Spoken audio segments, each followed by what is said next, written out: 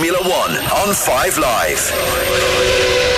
Good morning and welcome to Suzuka for round 3 of the Formula One World Championship. The first of a triple header coming up in the calendar. It's a return to the iconic Japanese track that every driver loves. We're about 3.5 hours by train from the capital Tokyo, and rain has fallen overnight, leaving us with a damp track this afternoon. With a sensational lap though from Max Verstappen in qualifying yesterday. He starts from pole ahead of the two McLarens, a tight mid-pack, and still a threat of more rain on the way. I hope you are comfortable as we have 53 laps coming your way. My name's Harry Benjamin, this is 5 Live F1, and alongside me in the commentary box is the racing driver Alice Powell and our pit lane reporter Jenny Gow. Morning, Jenny. Formula One in Suzuka, bit damp out on track. We've got a little bit of a jumbled up order. It should be quite a good 53 laps on our way. Well, hopefully you're promising high demands, which I hope are going to be met.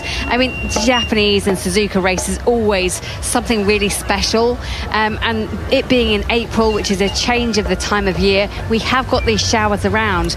Overnight we've had some rain, as you say. It's dry enough. I've just watched the cars going out onto their practice starts and formation laps, and as you say, it's dry enough for actual slicks. We were thinking they'd go out in intermediates, but everyone's gone slicks, so hopefully not too much of a drama out there. But as you say, it is a bit slippy. Where the track has been relayed, the water is pooling more, so that's sectors 1 predominantly. So I'll have to watch out for the start, and I think that is going to have some effect on that starting grid. Yeah, let's see all the drivers having their laps to the grid and now out of the car and just chatting to their engineers. Alice, one thing we should see off as well was throughout the weekend we've had these fires erupting on the side of the track, the grass, parts of it catching fire. Can you just bring us up to speed with what's been happening and why it's been happening? So we've had about, across the weekend, 4 or 5 red flags purely only just for these fires. So basically what's been happening is the dry grass on the edge of the circuits, and at points, certainly in going into 130R, it was literally right by the track. It's been catching fire, and they've thought that it's from the sparks of the bottom of the car flying off, landing on the grass and setting alight. So before free practice and qualifying yesterday, they did dampen the grass, but clearly that wasn't enough. However, we could have been saved by the rain that we've had overnight and into this morning in Japan. And also, track temperature is a lot lower. It's 20.8 degrees as it stands at the moment, whereas in qualifying and free practices, pretty much over the course for the entire weekend, it's been around about 34, 35. So hopefully, fingers crossed, we'll have no safety car interruptions or anything of the sort. I don't know. I think we could need some safety car interventions to make this race really spicy. But just looking and thinking about the FIA and the track organisers, they will be thanking their lucky stars that it's rained overnight, because if it does have another fire, if we see that smouldering by the side of the racetrack, it'll be so embarrassing for both of the promoters and the FIA, because you can't have a race being interrupted because of some smouldering grass, and that's not a good look for anyone. Certainly environmentally it's not a good look. So yeah, I think they'll be very pleased that they did their rain dance and the gods provided. Yeah, there will be a lot of questions asked after this weekend about those fires, but we are now hopefully looking forward to what should be a good and exciting race, and things were already exciting after qualifying yesterday. We were all expecting the McLarens to be in the fight for pole, and they were, but then out of the blue, almost out of nowhere, Max Verstappen comes and lays down the marker and sets pole position, and this is how much it meant to him after he set that lap. That is insane. That is insane. Pole position. Yes, let's go! Wow, what a lap! Yes, guys. What a lap! What a lap, Max! Unbelievable. You've done it. Wait, this. Wow. Yeah, I'm really happy. Wow. Pure class, mate. Pure class. Pure class. It really was, wasn't it, Alice? And it was such a sublime lap. We discussed it yesterday on our qualifying podcast on the checkered flag, that could well be one of his best ever pole laps. What did you make of it? I think it was a sensational lap, in the words that Max Verstappen has used throughout his season. Sensational. He pulled it out the bag. We know the Red Bull's not the strongest car on the grid this year, and clearly from his reaction he was a bit like us, wasn't expecting him to be grabbing pole position. Oscar Piastri, I think he's the driver that should have got pole yesterday. He lost a tenth and a half in the first sector compared to his previous best, but was so dominant in the final two sectors. So if he did string that together in that first sector, I think he would have had pole. But Max was there. He was close enough in all of those sectors. He put his sectors together, whereas mistakes from the two McLaren drivers. But that's what's so good about Max. Even when he hasn't got the best car, he still manages to pull it out the bag, and you can never ever write Max off. Fernando Alonso described it as a magical lap when he saw Verstappen set pole position. Let's hear from the Dutchman speaking to Chris Medland. Max, you treated these fans to one heck of a show yesterday with your stunning qualifying lap. How special is it to be lining up on pole position here today? Yeah, it's always very nice. I mean, yesterday was really enjoyable for us. Just a lot of fun, to be driving here in general and in qualifying. So excited for the day ahead, and hopefully, of course, we can have a strong result today. You've got the Honda livery on the car as well, going from pole position. How much would it mean to win in front of this awesome crowd? I would mean a lot, but we have to stay realistic, It's going to be a tough fight today to try and stay in the lead anyway, but we'll try our best and have fun out there. Yeah, those two McLarens look very quick, but you've got the number one on your car, so I'm sure you're not going to make it easy for them. What's the game plan today? Just try and do our own race, to be honest. Just really try and use the strengths of the car and see how far we're going to get. Well, let's see how far he can get, because Alice, I mean, that car does not seem like it is the outright fastest, not even the second fastest car. Verstappen's been struggling all weekend with it. This track, always described as quite a driver's track. How sensational was that lap in terms of being able to fully send that car around these 5.8 kilometre circuit? Because that can't have been easy. That is when you need your driving talent to go above and beyond. Exactly, you do, and Max has been complaining about not having the front end grip, that initial bite. We know he likes a really positive front end, and he's been complaining pretty much all weekend on the radio that he's not had that. However, he really did go out there and put that almost to the back of his mind. He adapted to the track conditions, his car. He probably tweaked his driving style a little bit, and he essentially went out there and came back with no regrets. Even if he did make a small error, I know he would have been like, well, I gave it absolutely everything, and he did. He was perfect with his accuracy, his throttle application. He will, of course, say, I could have been a little bit better here, a little bit better there. That always is the case with a racing driver. Even though they stand in front of the cameras and say, I couldn't have done anything, I bet you Max would have said, yeah, actually, I could have possibly done something like that a little bit better. But no, that's why Max Verstappen is one of the best. And like you said, Harry, Fernando Alonso, who's also classed as one of the best, said that was just an absolutely incredible lap. Well, the grid is absolutely packed as we gear up to lights out. That'll be from 6 o'clock this morning. So good morning if you're getting up early with us in the UK. It's a grey and overcast afternoon in Suzuka. Rain overnight and in the early hours of the morning has left us with a damp track that is drying out.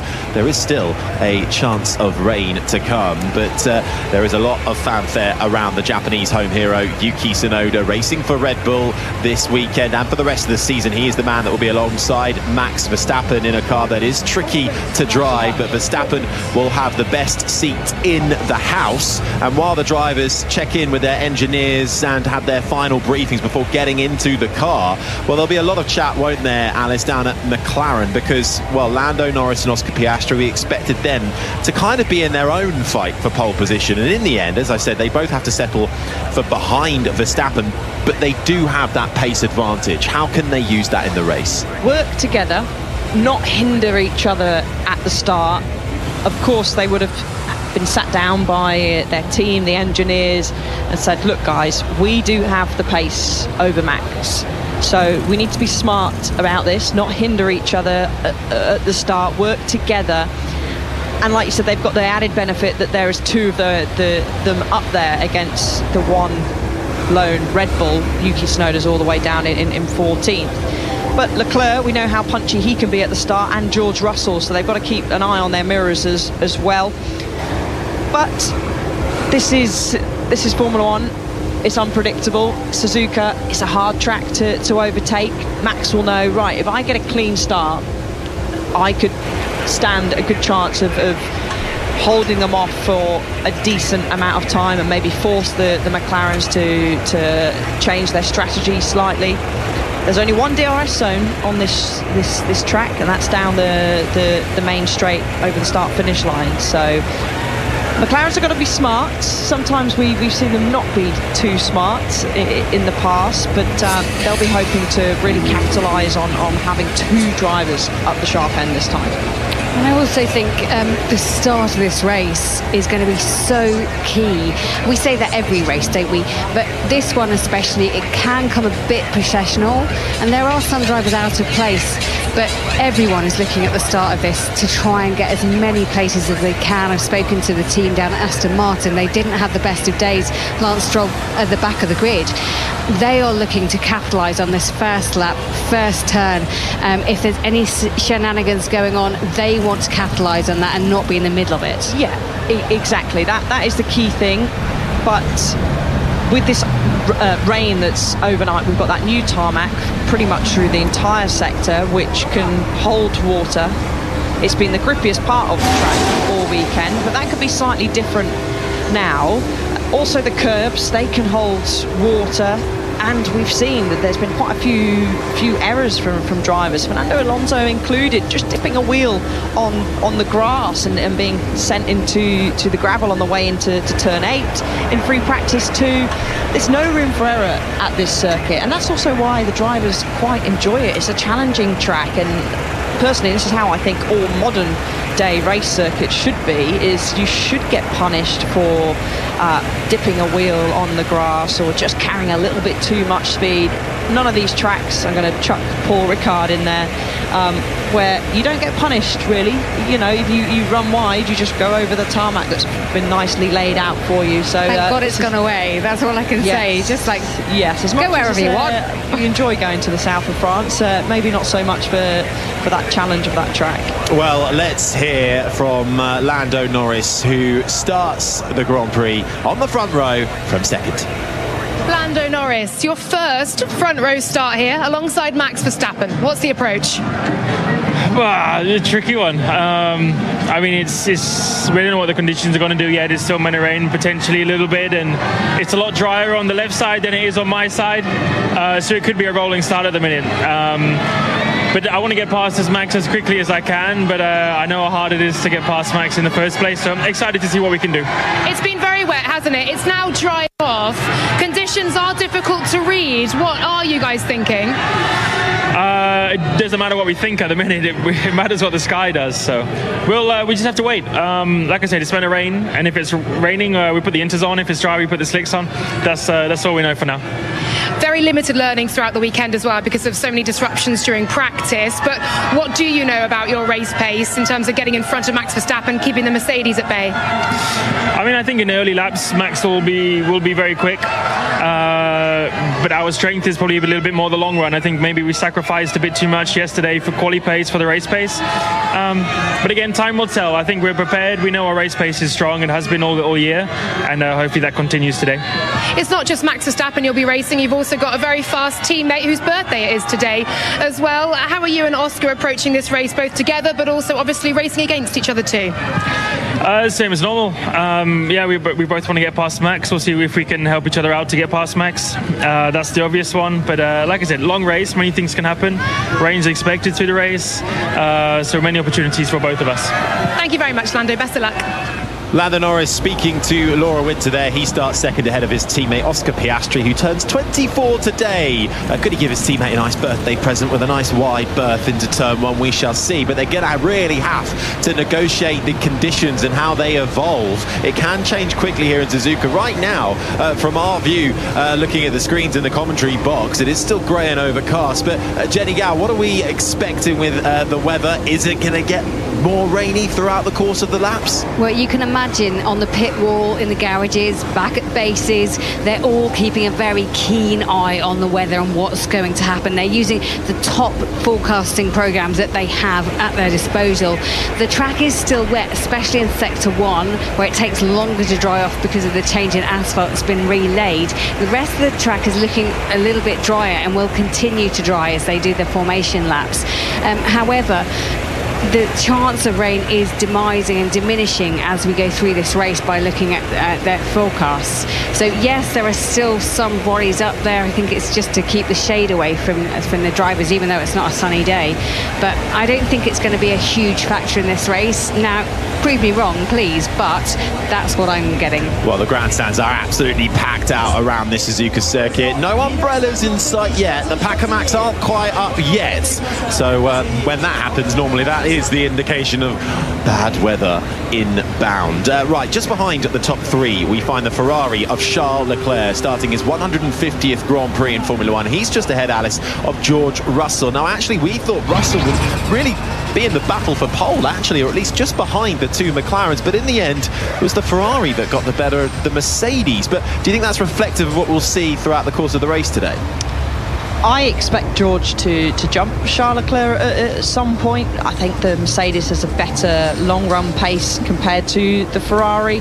Again, agreeing with you, it was a shock that George has ended up in qualifying in fifth. We expected him to be much sort of further up, much further up, challenging really for pole position. I don't think he had the legs to beat the McLarens, but certainly we expect him to be further up there. So he was very disappointed with the outcome yesterday, but was still fairly positive with how the car is feeling underneath him on the long runs. I think the margins were so tight yesterday. We're looking at it and you can see from the grid, but actually the story of qualifying, it was the tiniest of mistakes that made the difference between 7 or 8 places in reality, and keeping it absolutely clean, what Max Verstappen was able to do and no one else was able to do in that final part of qualifying, makes such a big difference this year, more than I've seen in any other year.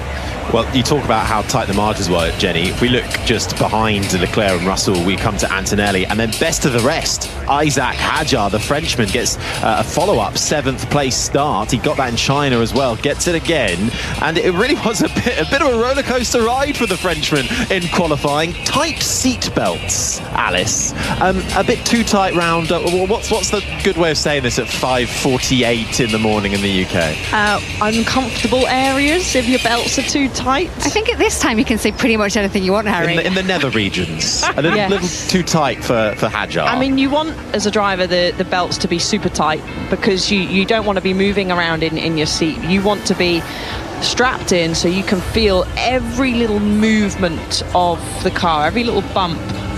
So if your belts are loose, it's hard to, believe it or not, hard to decipher whether it's, is it me moving in the seat, or is that actually the tyre flexing, the car loading up? So you want to be tight, but clearly it was too tight in a certain area for Hadjar yesterday. He had the issue in free practice 3, didn't get sorted for qualifying, had to jump out of the car during qualifying. So he did a good job to get up into 7th place. Clearly loving life in the RB at the moment, when the belts are correct, that is.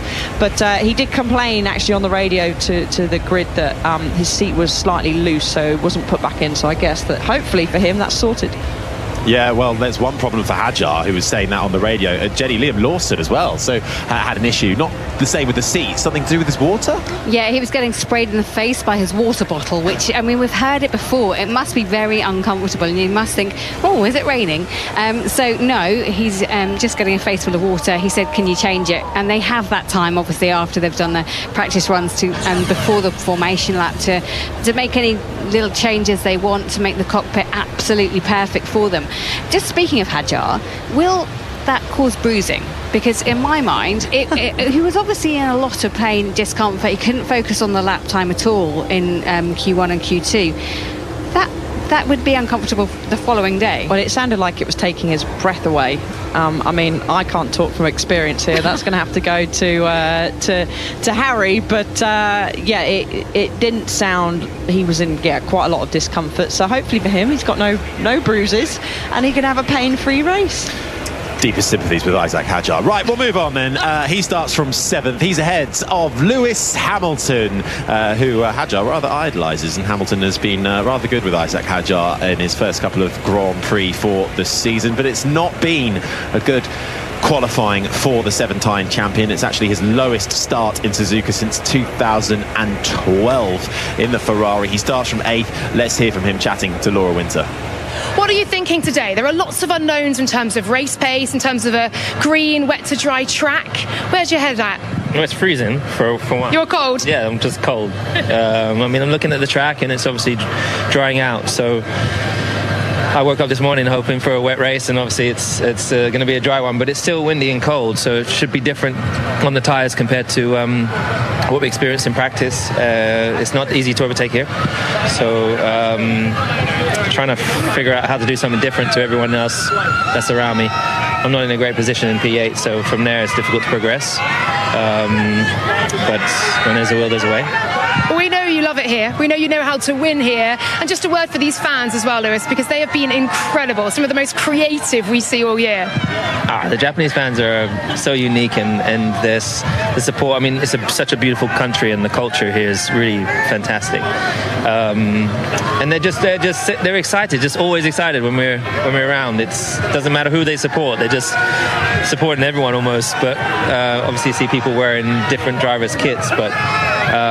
Every year, without fail, they're here and they're surrounding the whole circuit, and I'm glad that we have this race. I'm really grateful for this track, and to be able to be here. It's there's only 20 of us that get to do it, so I'm really fortunate. Lewis Hamilton there speaking. He will start from 8th place and talking about how special this place is. The grandstands, as I've said, are absolutely packed. We've just seen some brilliant scenes of all of those main grandstands down the start, finish straight, waving Suzuka flags in pink and white, pale pink and white, to represent the colours of the Japanese cherry blossom season. Cherry blossom trees dotted around this circuit, and of course the country to signal springtime in Suzuka. And across the country, it certainly is an absolute spectacle. There's a reason every driver loves this track, and there's a reason the fans love coming here as well. Just behind Hamilton, though, Alice, a couple of notable performances. Alex Albon getting that Williams up into the top 10 in 9th, and Ollie Behrman gets his first top 10 start of the year. I don't think he or Haas were expecting that.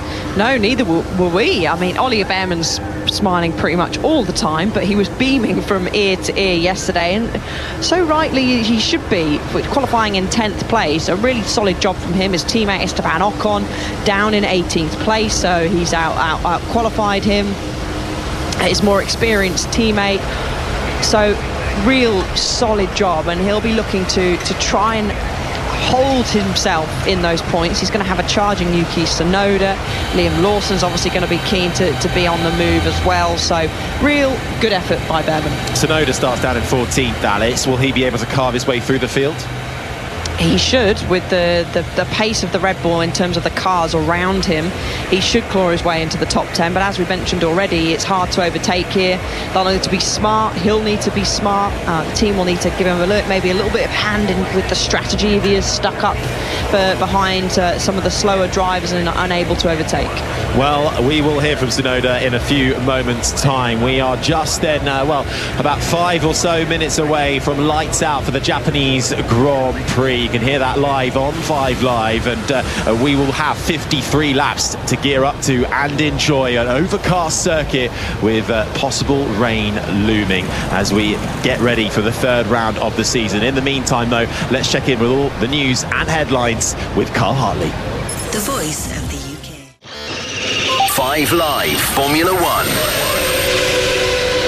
Good morning. This is 5 Live F1 ahead of the third round of the season in Japan for the Japanese Grand Prix at the iconic Suzuka circuit. If you're listening on BBC Local Radio, you'll be leaving our coverage shortly, but you'll be able to continue listening to our coverage on BBC Radio 5 Live or on BBC Sounds. Right, it is the Japanese Grand Prix. We have a home hero on the grid. Let's hear from him. It's Yuki Tsunoda.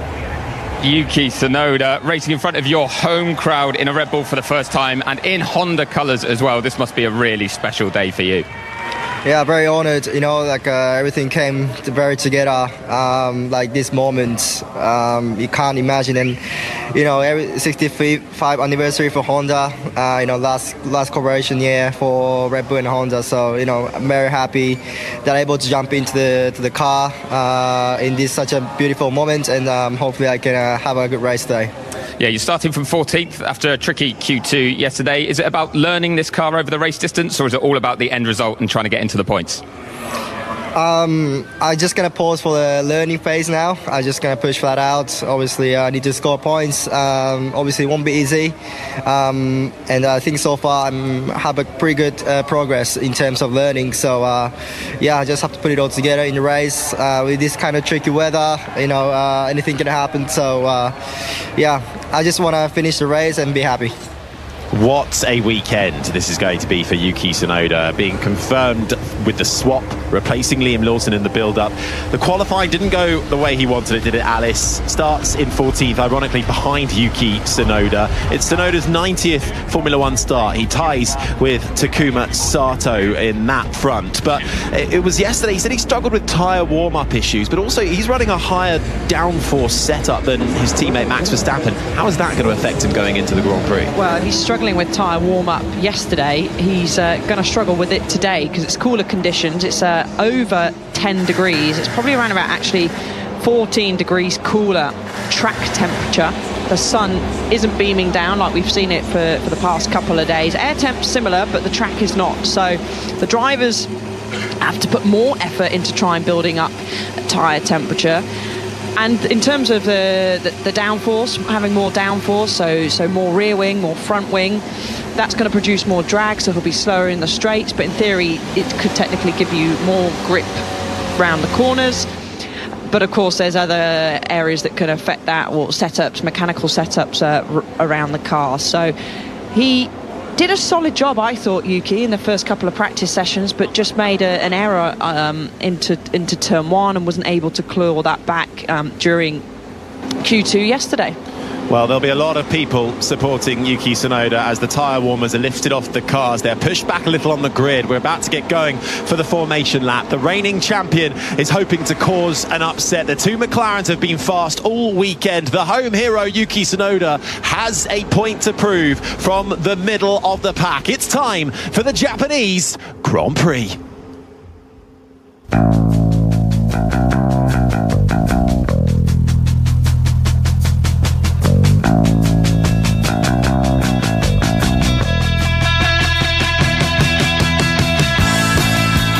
Four poles in a row at Suzuka for the reigning champion. Max Verstappen is the head of the field. Alongside him is Lando Norris in the McLaren, with his teammate Oscar Piastri in third. Charles Leclerc, the first of the Ferrari, starts fourth, ahead of George Russell, who rounds out the top five. He shares that row with his teammate Kimi Antonelli in sixth. Isaac Hadjar, the French rookie, goes from seventh, ahead of Lewis Hamilton in eighth. Alex Albon in the Williams is ninth, and Oliver Behrman in the Haas rounds out the top 10.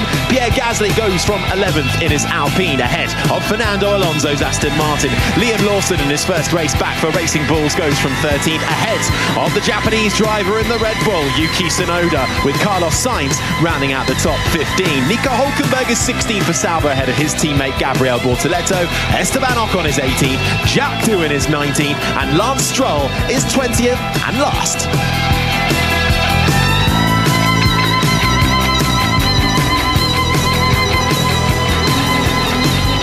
making their way now round the hairpin that makes up this 5.8-kilometre track. 18 turns, 10 to the right and 8 to the left. Just focusing on that second half of the field, we've had the likes of Carlos Sainz down in 15th. That's actually a 3-place grid penalty for him as well, after impeding Lewis Hamilton during qualifying yesterday. Nearly ended up being quite a big incident, but they both live to fight another day on that front. But Sainz being given the penalty. Jack Doohan as well, Alice, starts 19th in his Alpine. He's basically been recovering ever since he missed FP1 and then had a massive crash in FP2. Yeah, not closing the DRS going down into turn 1. DRS only closes if you fully lift off the throttle or you brake.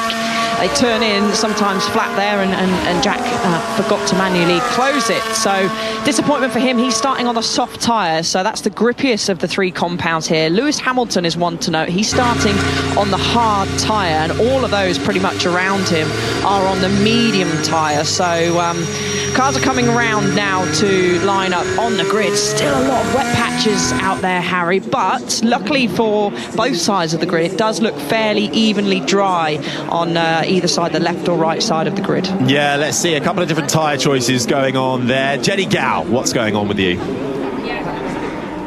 As you say, Hello. Lots of different tyre choices out there, and all 3 represented. So softs at the back for Jack Doohan and Lance Stroll, hards for Ocon, Bortoletto, and Lewis Hamilton throwing the dice, going on the hard tyre. The only one of the top 10 drivers to go on that hard tyre, and I think he's hoping for something a little bit different. But look out for the ones starting on the odd numbers. So Verstappen, Piastri, Russell, everyone else starting on the odd numbers should get a cleaner getaway because it's the drier side of the grid. Only just, but slightly drier. That's the voice of Jenny Gow. Alongside myself, Harry Benjamin, is the racing driver, Alice Powell. This is 5 Live Formula One from the Suzuka track in Japan, ahead of round 3 of the Formula One Championship. It's Max Verstappen on pole position. Alongside him is Lando Norris with a slightly dampened track from rain overnight, although everybody out there on the dry tyres, the majority on the medium, some going for the hard. But could we see some drama? We have a 60% chance of a safety car. If you're looking at the stats back from 2018 onwards on that front, what will happen over the course of these 53 laps around this 5.8-kilometre track? Lance Stroll, the last car, pulls up in his final grid spot. The safety car lines up at the back of the pack. It's just over a 270-metre run down to pole position, which is a right-hander. It's Verstappen on pole, pointed towards Norris. It's all eyes to the lights and foot to the floor as we go racing in Japan. And it's a good start from Max Verstappen, who immediately cuts across Norris as they head downhill into the double right-handers at turn 1 and 2. Piastri slots in behind us, as they were. A couple of wiggles from the Ferrari behind of Charles Leclerc, who loses touch slightly with the top 3. But as they arc their way up through the S's that make up sector 1, they're all cleanly through. Verstappen ahead of Norris, then comes Oscar Piastri. Leclerc had a little look down the inside of Oscar Piastri into turn 1, wasn't able to make it through, so I think that's why he's lost a little bit of time, Harry, to the top 3. But Verstappen's under pressure from Lando Norris, who knows he needs to desperately get past the Red Bull to give him any chance of winning this race. No moves from anybody in the top 7, all as they were. Verstappen, Norris, Piastri, Leclerc, but down in the hairpin goes Fernando Alonso on the inside of the Hasselhoff. Behrman tries to get the move done on the rookie Brit, can't manage it. Meanwhile, Behrman getting good drive out of the corner as they make their way now down to the double left-hander that makes up Spoon Curve. Behrman on the back of the Williams of Alex Albon, who equally is chasing down Lewis Hamilton in the Ferrari, as the Aston Martin of Fernando Alonso in that green AMR car having to fight for every bit of track because he's got Pierre Gasly's Alpine right alongside him. Almost contact going into the flat-out left-hander of 130R. It's Gasly who has to lift. He can't fight that one and gets out of it. Alonso holding on to 11th spot, making up positions on this first lap for the Spanish racer as we start lap 2 of 53, but all clean out in front. Max Verstappen ahead of Lando Norris, then comes Oscar Piastri. Charles Leclerc is 4th ahead of George Russell, the top 5. Antonelli, Hadjar, Hamilton, the top 8. Then it's Albon and Behrman, the top 10 as they were. Alonso's up to 11th ahead of Gasly. Tsunoda up 1 ahead of Lawson. Then it's Hülkenberg in 15th. Sainz has lost a position down to 16th. Ocon is 17th ahead of Doohan, Stroll and Bortoletto, the Brazilian rookie in the Sauber, the big loser on lap 1, losing 3 spots down to last. So no movement at all in the top 10 whatsoever. Everyone keeping it fairly clean. Norris is just out of DRS, which we will get this lap, so it is enabled. He's just actually snuck back into the 1 second. You have to be within 1 second of the driver in front to receive that DRS, so a strong first sector from Lando Norris, but the McLaren was always considerably stronger than the Red Bull in the middle and final sector, so we'll be hoping for Norris and Piastri, they'll be hoping that that's still true. Now they're here on the medium tyre. To give you an idea in terms of when we might see those first pit stops, if you're looking for that one stop, if you're starting on the medium tyre, you're looking to try and make it to around about between lap 19 to 25, before then you might stick on the hard tyre and go all the way to the end. But as we've seen time and time again in Japan, we could get collisions, we could get a red flag as we get the Kimi Antonelli Mercedes having to cut the final chicane. The Casio Triangle has to cut, loses a lot of time behind his teammate George Russell. He's got Isaac Hadjar behind him, but he's not close enough as the French rookie in the Racing Bulls to try and make a move. Antonelli manages to hold on to that one. The Italian rookie in the Mercedes has had a struggling weekend so far, just hasn't had the confidence in this track, in this car, as he carries on and stays in 6th place. Meanwhile, Yuki Tsunoda has made up 1 spot up into 13th ahead of Liam Lawson, as we're just getting another look of Kimi Antonelli cutting that final chicane. Just looks like he wasn't able to get it turned in. Actually, it was a front right lockup coming into the right hand part of that chicane, cuts the corner and then carries on, losing time as he does so. Jenny Gow. Now, for the people starting on the hard tyres, which is Lewis Hamilton at P8, and then Hülkenberg and Ocon, they'll team radio Verstappen. My upshifts got really bad.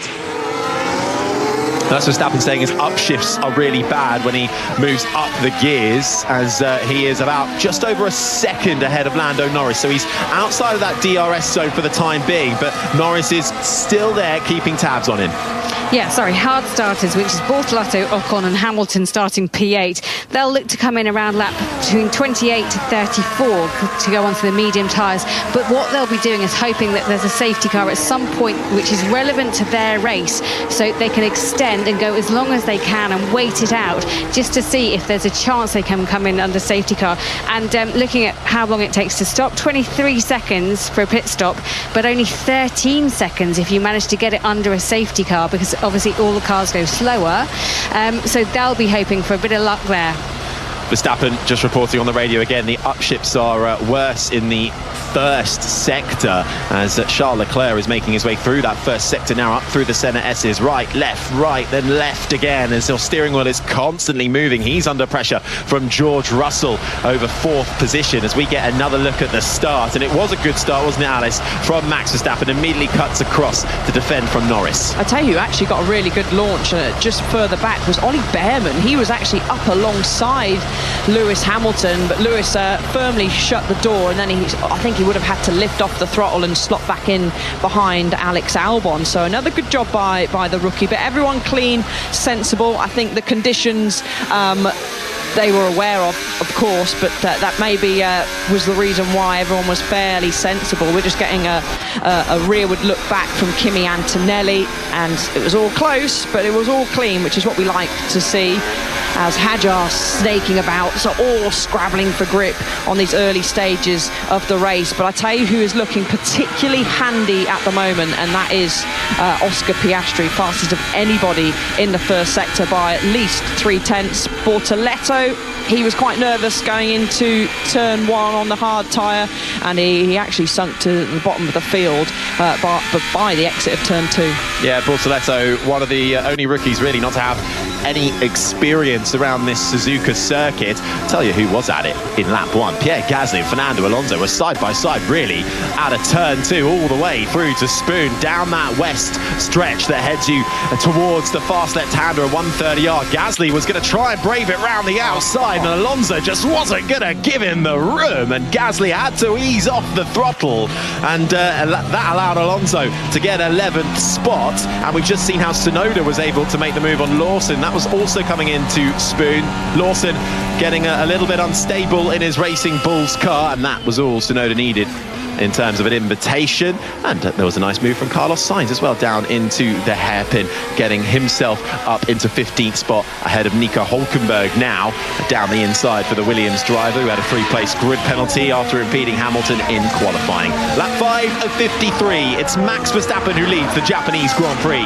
1.5 seconds clear of Lando Norris, who is being hunted down by his teammate, the birthday boy. Piastri is third, but Verstappen has got a problem with his upshifts. I didn't catch that message. There was something on the radio, so did anyone catch that message? They should get better over the next 2 to 3 laps. So how does that work though, Alice, in terms of why should it suddenly improve if he's struggling? It's just a setting change that they would have done behind the scenes, but just to point out is I wonder how long it will be before Piastri is going to come on the radio and say, look, Verstappen's getting away. I've got better pace, which is true. He's got much better pace, particularly in the first sector.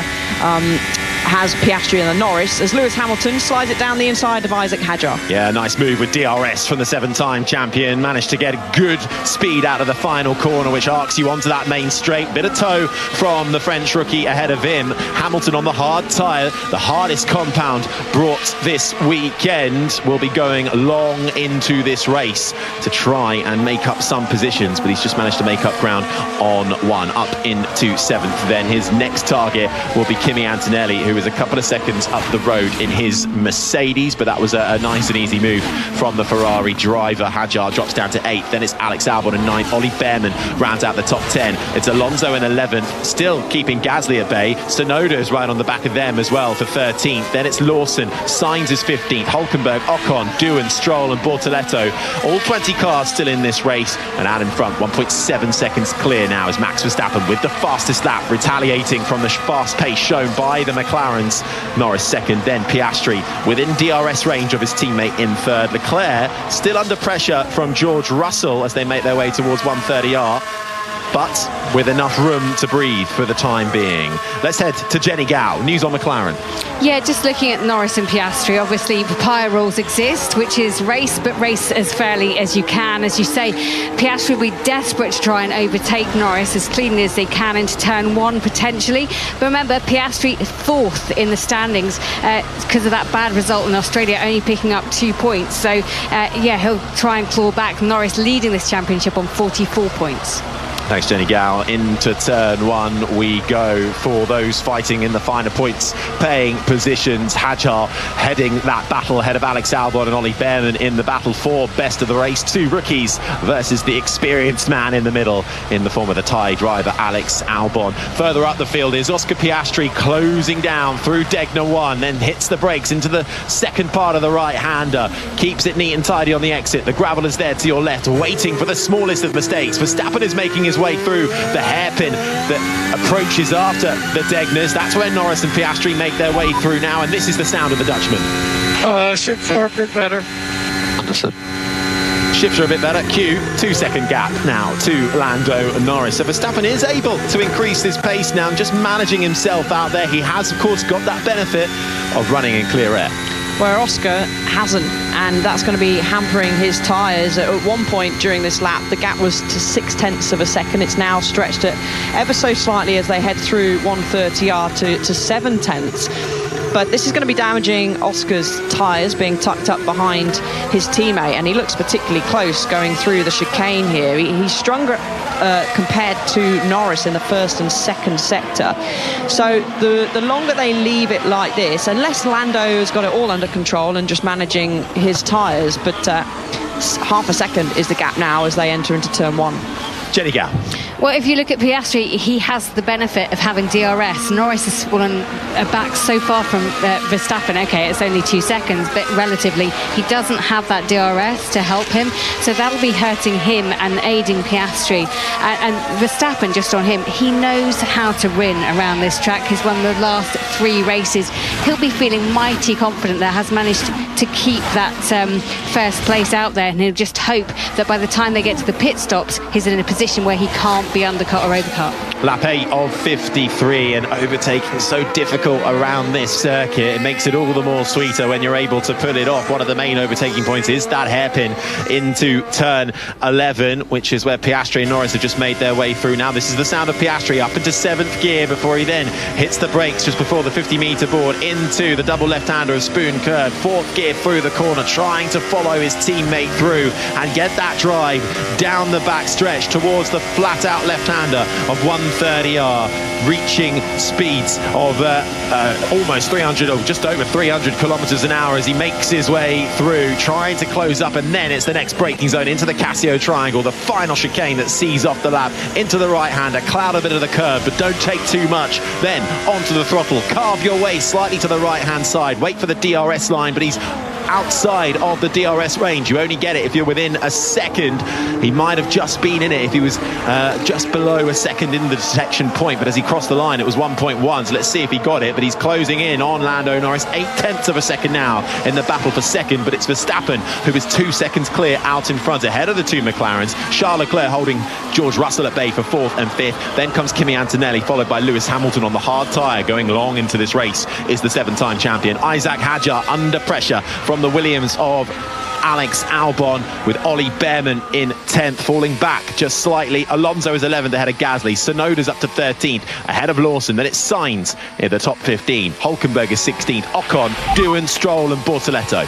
And Lando, there is possible rain, lap 20, class 1, 1 lap, doesn't change our plan. Possible rain, lap 20, class 1, Lando Norris is told, and class 1 is the weakest of all the raindrops that the team split the weather into. We're learning that as we go, aren't we? We've had quite a few classes of rain since the beginning of the season, really. So let's see how that comes. It's lap 9 at the moment. They're expecting a little few drops on lap 20. Let's see and monitor how that develops, if it indeed does develop, as we make our way through the course of this race. George Russell looking fairly strong, tucked up behind Charles Leclerc. Lando Norris has just set the fastest lap of the race. The gap's not really come down, though, between him and Max Verstappen. Still 2 seconds. Oscar's dropped off a little bit compared to his teammate. Certainly out of the DRS zone now.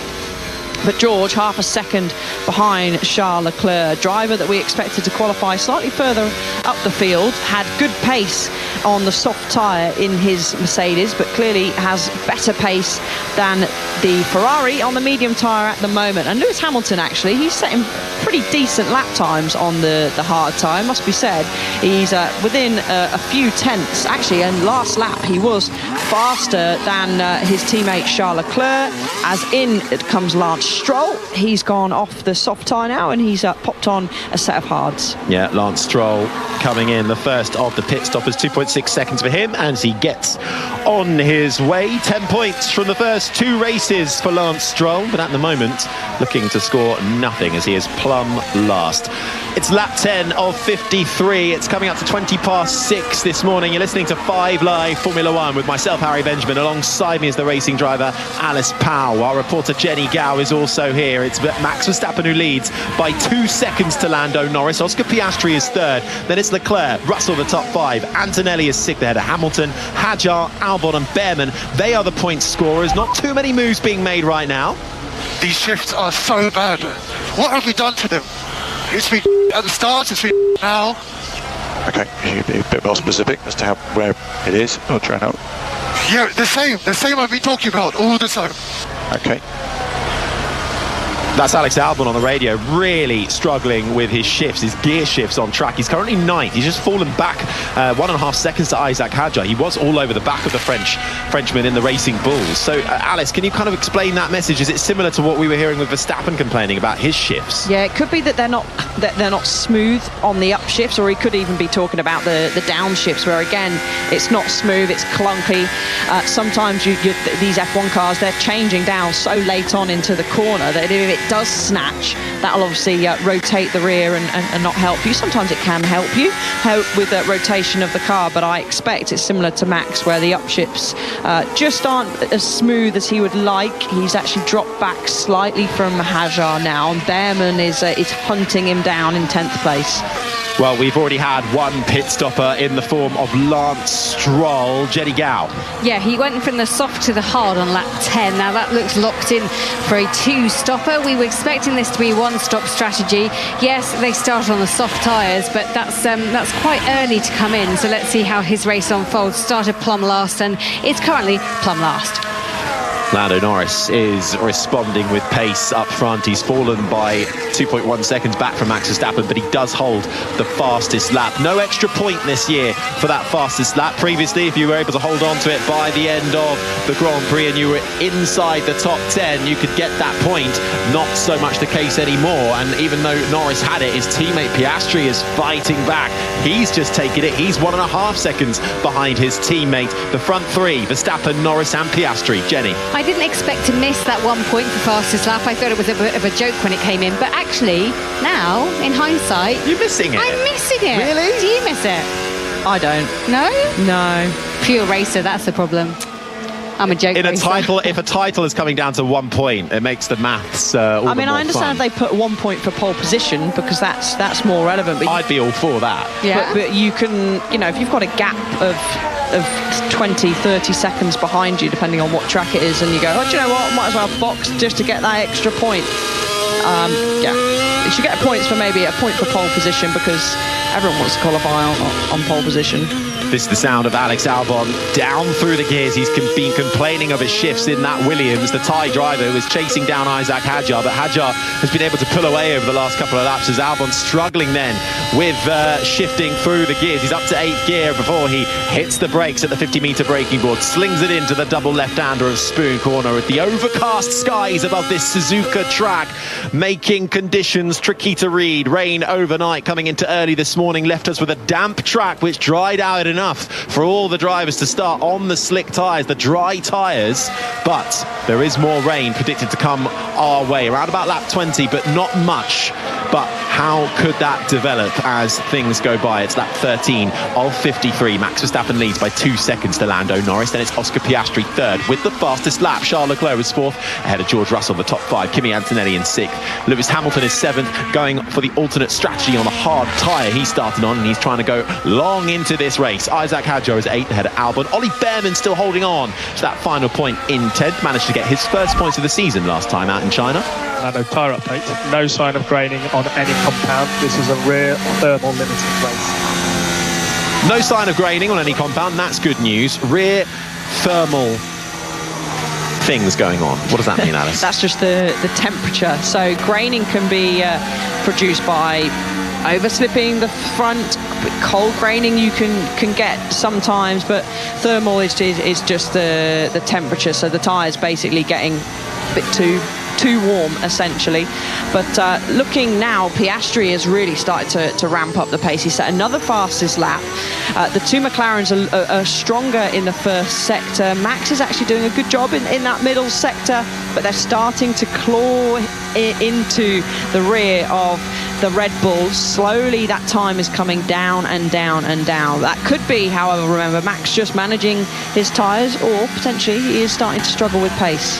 The thing is, the McLarens can kind of now sit behind and just, they can also control themselves and manage their tyres. They've got two cars up there being able to try and maybe force Max Verstappen into something he doesn't want to do, burn through his tyres, try and apply that pressure, maybe have to force him into an early pit stop, maybe get him at the pit stops with their quicker pace. Norris is 1.8 seconds back from Verstappen, then Norris 1.2 seconds further back, the top 3 as they started in this race. The moves not being easy to come by. Tsunoda, though, in 13th, is closing in on Pierre Gasly. He's been stuck behind his former teammate ever since, lap 1, really. Tsunoda, who started down in 14th behind Liam Lawson, managed to get his old Racing Bulls teammates on the first lap with a small mistake from Lawson allowing the Japanese driver through, but since then he's kind of been bottled up behind Pierre Gasly and not able to make too many inroads. So we'll continue to see how Tsunoda gets on with the remainder of this race. His teammate, though, continues out in front ahead of Norris, Piastri, Leclerc and Russell, the top 5. Antonelli is 6th ahead of Hamilton. Then it's Hadjar, Albon and Behrman, the top 10. Alonso just on the fringes in 11th. Then it's Pierre Gasly 12th. Tsunoda, Lawson, Sainz, the top 15. Nico Hülkenberg is 16th ahead of Esteban Ocon. Jack Doohan down in 18th ahead of Gabriel Bortoleto, and Lance Stroll, who has already stopped after starting on the soft tyre. Early pit stop for Stroll, who struggled all weekend and is now right at the back of the field, adrift by 23 seconds in 20th. Lap 14 of 53, and this is just the first of a big day kicking off sport. This is the racing action, the motorsport racing action. We had the horse racing yesterday, different kind of horsepower this afternoon in Japan, but it's also a big day in the Premier League as well. Liverpool can win the league with just 11 points from their last 8 games. It's after Arsenal were held to a 1-1 draw by Everton. Liverpool go to Fulham this afternoon. That's going from 2 o'clock. Steve Crossman with all the build-up from midday here on 5 Live, but right now you're listening to our coverage of Formula One at the Japanese Grand Prix. It's the 3rd round of the championship with myself, Harry Benjamin, the racing driver Alice Powell. Our pit reporter is Jenny Gow. But it looks like Max Verstappen, having led away from pole, is just able to hold that pace. But are the McLarens behind just biding their time, Alice, and waiting to strike a little later on in this race? They are, but Verstappen's opened up a gap ever so slightly. He's up the pace a little bit more, but looking generally down the grid, majority of drivers are setting personal bests at the moment, so they've been saving that tyre, managing it. Track will be improving as well, because of course we had some rain overnight and this morning, so the track will be evolving. Track temperature has actually dropped from the start of this race by 1 degree, so that'll help with the thermal temperatures of the tyres that Lando Norris's engineer Will was explaining to him. But personal best being set at the moment. We are approaching the tyre window in terms of the medium tyres life expiry. We expect drivers on the medium tyre to come in around between lap 19 to 25, and we're currently on lap 16. Thank you very much, Alice Powell. Yes, the closest gaps in the field at the moment are really towards the back. Tsunoda is continuing to pile on the pressure to Pierre Gasly, about 7/10 between those two, and then Gabriel Bortoleto is trying to get Jack Doohan. That's only over 18th and 19th, though, the two rookies fighting it out. Really tough weekend for the Australian Jack Doohan in that pink and blue Alpine, languishing at the back after his big crash in FP2. Had to miss out first practice as he made way for Alpine's Japanese reserve driver Ryo Hirakawa, and indeed Doohan comes into the pits. That unleashes Bortoleto up into 18th now. Meanwhile, Doohan's teammate Gasly is still holding Tsunoda at bay into sector 1, but into the pits comes Jack Doohan, all 4 tyres off and then replaced within 2.5 seconds as he makes his way back down towards the end of the pit lane and rejoins just ahead of Lance Stroll as he feeds out into the right-hander of turn 1. That is where Doohan had his big crash in FP2, left the DRS open, didn't close it manually, and that was leaving Alpine with a rather big clean-up job to do. They did replace everything on that car bar the power unit, but he now feeds that down in 19th. Yeah, good job by the Alpine crew, the guys and girls in the garage and back at base, of course, because they are the ones that have to make the parts. But yes, it was a strong effort. Worked overnight, did the team on Friday night to get that car repaired. One gap that is closing, that is between Pierre Gasly and Yuki Tsunoda. So Yuki trying to make his way up through into the top 10. He's 6/10 behind Gasly at the moment. Carlos Sainz is sitting down in 15th place and actually didn't even really attempt to make the turn 17 chicane. Didn't even have a lock-up, just struggling a little bit with grip there. But right tucked up under the rear wing of the Alpine now is Yuki Tsunoda. So he'll be hoping to clear Gasly as quickly as they can, both on the same compound of tyres, so both at the moment on the medium tyre. Disqualified in China was Pierre Gasly after the race for his Alpine being under the minimum weight requirement. Could have maybe inherited some points, Gasly, but that was not to be. Currently Alpine, the only team with 0 points to their name, plumb last in the championship. This is the sound of Yuki Tsunoda up towards the hairpin, onto the brakes, 3rd gear into the left-hander. Takes a nice tight line onto the throttle, up into 4th, then through comes 5th. Slight right-hand kink leads you down the curved straight towards the double left-hander of Spoon, and the clouds looking like they are greying ever so slightly more above this Suzuka track. potential rain dropping on the circuit from around about lap 20. It's lap 18 at the moment, and we're also expecting the pit window to open in a couple of laps' time as well. So who could bite first as Tsunoda makes his way through 130R, the flat-out left-hander, onto the brakes, closes up to the rear end of Pierre Gasly. But Gasly driving a good race so far, not making any mistakes or allowing Tsunoda to get through. Tsunoda not able to capitalise on the straights. Let's see what he can do. The rear wing flies open. He gets that DRS, the drag reduction system, gives you an extra couple of kilometres an hour in the straights. Just the one straight, but he's not able to improve. Lando, our main time loss to Verstappen is the hairpin, but you and Oscar are similar. Our main time loss to Verstappen is in the hairpin. That's what Lando Norris is being told on the radio. He's 1.5 seconds behind Max Verstappen, who is holding out in front at the moment. Let's check in with Jenny Gao. Yeah, remember, lap 20, that was the message Will Joseph sent to his driver Lando Norris in the McLaren, saying we could expect some Class 1 rain. It doesn't affect our plans. So there's another couple of laps if their weather predictions are right. And I'd like to box to overtake Verstappen. Box to overtake Verstappen, please confirm. So here we go then. Is this the undercut box to overtake Verstappen? The undercut being if you pit first, that allows you to get on the tyre, fresh rubber, sooner than your competitor. And maybe that disparity allows you to make up speed on the circuit. Let's see though, because what they've done is they've said that rather publicly on the radio. So that could allow Verstappen and Red Bull to fight back. He flies there past. It is. Stay out. That I mean, Red Bull aren't that stupid. That was just trying to pull the wool over their eyes and make them box. But good effort. Why not? I mean, we'd all try it, wouldn't we? But he stays out. They're setting similar lap times. Actually, that lap, Norris was 1/10 of a second quicker than Max Verstappen. Stronger than him in the first sector, stronger again, and he's not within DRS, so that McLaren working a little bit better in terms of pace. Piastri though, either he's made a mistake on that previous lap, but he was half a second slower than his teammate, and he's actually 2.4 seconds off Norris now. So Oscar struggling a little bit more out there. Here's Charles Leclerc. And we'll keep on extending, no gaps yet at the back.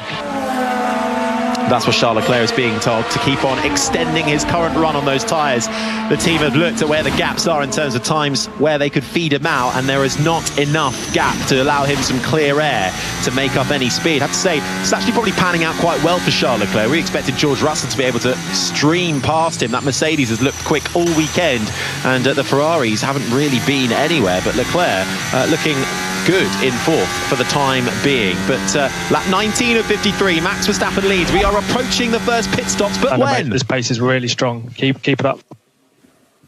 Lando Norris being told his pace is strong. He teased us with a potential pit stop a lap ago, an undercut perhaps to try and get clear air or force Verstappen into a stop, but neither blinking, both staying out on the track. But we do have our first pit stopper, and it's George Russell into the pits. Jenny Gao. Yes, he comes into the Mercedes pit box.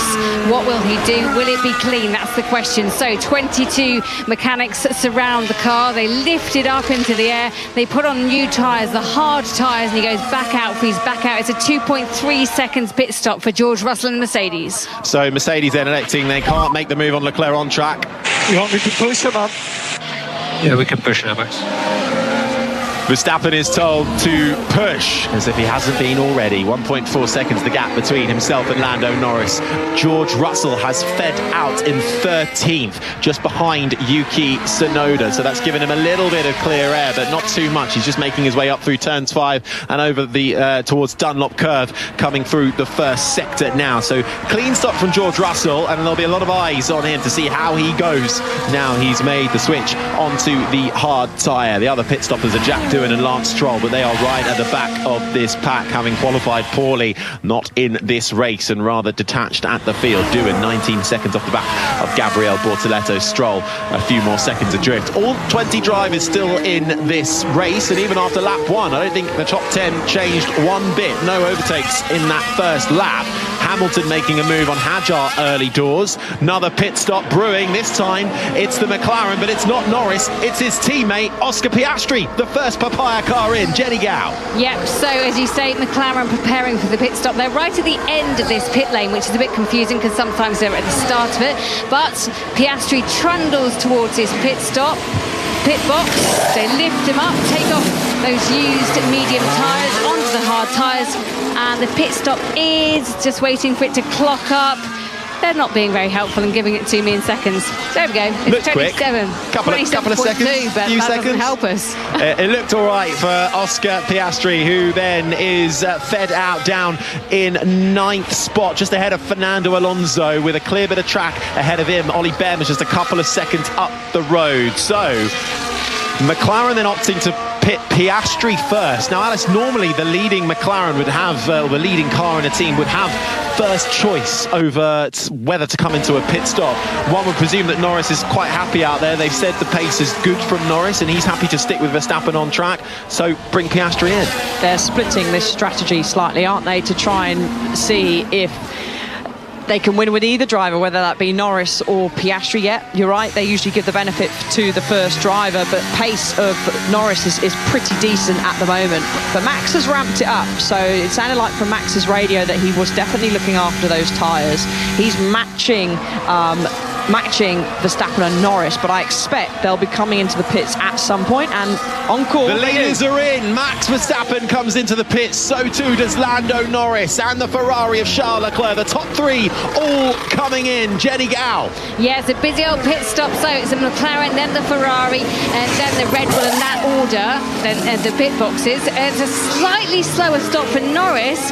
They come out at exactly the same time, Harry. Yeah, almost side by side. George Russell is making moves, and Lando Norris all over the grass, almost out of control on the exit of the pit lane, side by side coming out of the pits with Max Verstappen, and almost coming to blows for Lando Norris, losing a huge chunk of time and really messing up his brand new tyres. Here's Norris. He forced me off. Okay, we're on it. He forced me off, is what Lando Norris is saying. Verstappen's fed out in 5th, Lando Norris in 6th. Kimi Antonelli takes over as the leader in this race, having yet to pit ahead of Hamilton. Then comes Hadjar and Albon, the top 4 who have not pitted. Max Verstappen, the net leader in this race, but we need to get another look at that pit lane exit from Verstappen and Norris. Could there be penalties inbound? We're about to see how it happened. So Lando Norris comes into the pits right at the end of the pit lane. That's where the championship winners are. He gets his way 2.3 seconds, and he's right alongside Max Verstappen, who leaves him no room. 2 wheels on the grass for Lando Norris, who almost loses his car. This is the sound of Max Verstappen as he's putting a switch. He drove himself into the grass. I agree with Max, to be honest. So basically, Verstappen had a 3.3 second stop. Lando had a 2.3 second stop, so he gained time that way. That's why they came out virtually side by side. But Lando's front wheel was in line with the side pod of Max Verstappen. Of course, you've got a fast lane and a slow lane in the pit lane, but then they converge sort of into one. They merge into one. Verstappen was ahead, and Verstappen actually didn't move his wheel at all. So Lando probably should have conceded, lifted. Saw me alongside. I was easily alongside. We're on it. I mean, I'd be shocked if Verstappen gets any sort of penalty. But Verstappen had room on his left. Yeah, but you can't go cross over the white line to even if he pulled over to the left slightly. To allow Lando full space, he would have had to have crossed over to the white line on the pit exit and would have got a penalty. So the sensible thing... So the onus was on Norris to lift off and concede. Exactly. Well, let's see. Norris wanting that investigated on the radio straight away. Here's Verstappen's radio. Also, he pressed the pit limiter off too early. There's no way that was legal. Understood, Max. Friends off the track, very much rivals on the track between Max Verstappen and Lando Norris. They're currently in 5th and 6th, net leaders in this race. We're just seeing another look at it. So it was a slightly slow pit stop really from Red Bull and Max Verstappen that allowed this to happen. And Norris is led into the fast lane and they both go straight, but the way the pit lane exit works is it arcs slightly to the left. Now, when they're side by side, that white line is no longer there, though, that separates the fast lane and the slow lane. So that's where I'm wondering, actually, should Verstappen have moved over more to the left? Because they were actually out of the pit lane by the time that incident happened. I mean, you don't have to. You don't have to pull over to the left-hand side. He didn't change his wheel at all. He just kept it straighter for a little longer than he maybe would have if there wasn't Norris there. But it's when you're trying to merge onto the M25, but no one's letting you, and you want to come into the slow lane. You're fighting for that space, aren't you? That's exactly how it is, or how me and you probably take going onto the M25. As in now is Yuki Tsunoda onto the hard tyre. Not a very strong pit stop again from the Red Bull crew. That was 2.9. We usually see them much quicker than that, but he feeds out quite nicely. He's got no one on either side of him, so he's able to feed out and into clean air. Yeah, I think they needed to get him into some clean air because he was really stuck behind Gasly and not able to make inroads. Tsunoda was running a higher downforce setup in qualifying, which will hinder him on the straight, make him quicker in the corners, but it's so difficult to overtake here. So it is an intriguing setup option for Red Bull and Tsunoda on that front. He comes and feeds him down in 17th. Meanwhile, it's lap 24 of 53. Kimi Antonelli leads ahead of Lewis Hamilton and Isaac Hadjar. The top three have not pitted. Max Verstappen has, and pitting from the lead, and he has re-emerged in the lead, but not without getting his elbows out. He's up into fourth, and he's put Alex Albon, who also hasn't pitted, in between himself and Lando Norris. Coming to blows on the pit lane exit. Norris, was he being driven out of road, or should he have eased off the throttle to allow himself to slot behind Max Verstappen? It ended up with Norris all over the shop on the grass, and I wonder, Alice, would that have damaged the car at all as he was driving over that grass, all out of control? No, it looks like it's a fairly even surface across the grass there, unlike if you feed out like that in Australia. The grass is pretty bumpy, so he should have escaped. Maybe some grass potentially have thrown into the side pod, which could affect the cooling. Slow pit stop for the Aston Martin. Yes, and the brakes started to smoke a little bit there. 4.7 and Gasly 4.8. What's going on with the pit stops today? All full of... I tell you what, though, that's going to really benefit the likes of Yuki Tsunoda, who also did have a slow pit stop, but he was bottled right behind Gasly, and on the exit, Gasly has fallen behind Tsunoda. Here's Albon. Honestly, you guys make absolutely no sense. Okay. Like, ridiculous. Right, Berman has pitted. Yeah, but pit before then. Trust me, it was worse before. I've never heard Albon so angry. Well, he was quite angry in China as well, if you remember. I don't really know. He's not like he's under pressure from his teammate, and unless there's something going on behind closed doors that we don't know about. But frustration from the Albon, the Thai driver at Williams, clearly not happy. But back to the leaders. Your technical leader will be Max Verstappen, who is having to navigate through the traffic. He's got Isaac Hadjar just in front of him, who, as I said, that peels into the pits, so releases Max Verstappen. Good run from Isaac Hadjar so far. Started in 7th, lost the position to Lewis Hamilton in the opening few laps. Decent stop from Racing Bulls, 2.4 seconds, and the French rookie is sent on his way. Let's see where he feeds out. He might just be ahead of his teammate Liam Lawson. No, I think he's going to fall behind him. Yeah, Lawson goes through, so does Carlos Sainz, and Hadjar crucially will feed out ahead of Esteban Ocon, still inside the top 10. Ocon yet to stop, so too Sainz and Lawson. So Hadjar then will have to make the move on track if he wants to get by them quickly, or almost going a little offline there as he tries to get his tyres up to temperature and almost allows Ocon to get through as they make their way up through the S's. He's struggling to get tyre temperature there, but one thing to note is the stewards have looked into that incident between Verstappen and Norris. No further action, which is what I expect, to be honest. I think that's the right decision, but there's a little bit of a queue forming behind Hadjar. Esteban Ocon is right there, Bortoleto right there, Ocon and Bortoleto yet to stop alongside as well. Antonelli, Hamilton, Lawson, Sainz. So A few drivers, and let's have a look. Carlos Sainz, he's really struggling. This is the second time in the race now that he's gone across the chicane. This time it was a front right lockup, but the previous time he just didn't look like he could get the car into the corner. But Antonelli, he is out in the lead at the moment on the medium tyre, but he's yet to stop. And in doing so becomes the youngest driver ever to lead a Grand Prix at 18 years and 224 days, according to the stats. Kimi Antonelli 4.5 seconds out in front, but he has not pitted. Neither has Lewis Hamilton. So Max Verstappen, the inherent leader, from third, ahead of Lando Norris. Then comes Oscar Piastri. Charles Leclerc is sixth. George Russell seventh. They have pitted. Liam Lawson in eighth has not. Neither has Sainz. Hadjar has. He's 10th. Okay, Lando, they said no further action on the pit exit. Just means we'll have to overtake him on track. Doing a good job with the tyres. Better job than he is. They will have to do the overtaking on the track then, because we're expecting, really, if all is settled for the remainder of the race, they won't have to come in for another stop. If they can make these tyres last all the way to the end with the one-stop strategy, let's see how that unfolds. Hamilton is trying that in the alternate way, having started on the hard, going as long into this race as he can. So they'll be looking to see how Hamilton's hard tyres have been going since lap 1. He's still going on lap 27. As it currently stands, but Verstappen closing in on him 3.2 seconds now. Norris fourth, Piastri fifth, Leclerc, Russell, Lawson, Sainz, Hadjar the top 10. Then it's Ocon in 11th ahead of Bortoletto. Albon is 13th ahead of Behrman. Alonso 15th. Tsunoda is in 16th ahead of Doohan. Gasly is 18th. Hulkenberg 19th. Lance Stroll 20th and last. All 20 drivers still into this race. Jenny Gow. Yeah, just looking at Antonelli leading this race by 4 seconds roughly from Lewis Hamilton, still yet to stop. But Alice, how much will this help him as a driver to just be leading a race? He's on a debut season, it's his first time leading a race. It must be good for the soul. I mean, yeah, he's not going to be necessarily thinking that, because he knows, well, I'm only here because everyone else behind me is, or in front of me, should I say, previous to that have stopped. So he'll be focusing on managing the tyres, trying to make sure that he's not doing any more track limits, as we've got a pass down into turn 1.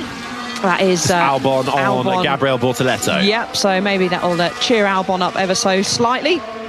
But Antonelli will just be focusing on making no mistakes. I've just noted he's done a few track limits, and there's only a certain amount you can. I don't think he's received a warning flag yet, but if he does another one after that, that'll lead to a 5-second time penalty added onto his race time, or he can serve that when he's in the pits. But having a look at an onboard replay on board with Yuki Tsunoda, is he going to cut the chicane?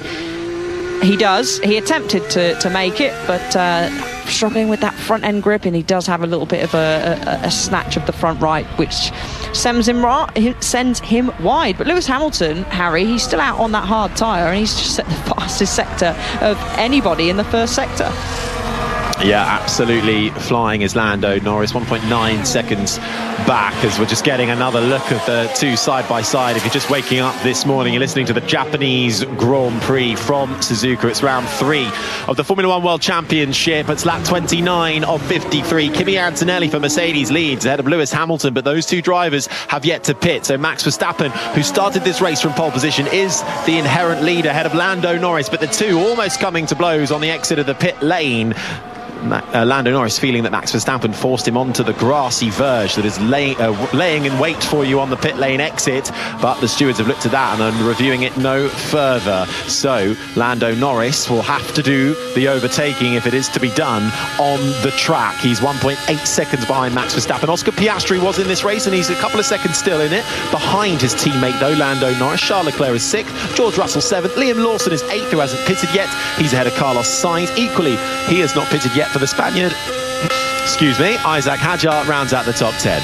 A real nice move by Alex Albon heading into turn 1, going all the way around the outside of Esteban Ocon. Last moment closed the DRS, very late allowed him to pull alongside him and swoop round.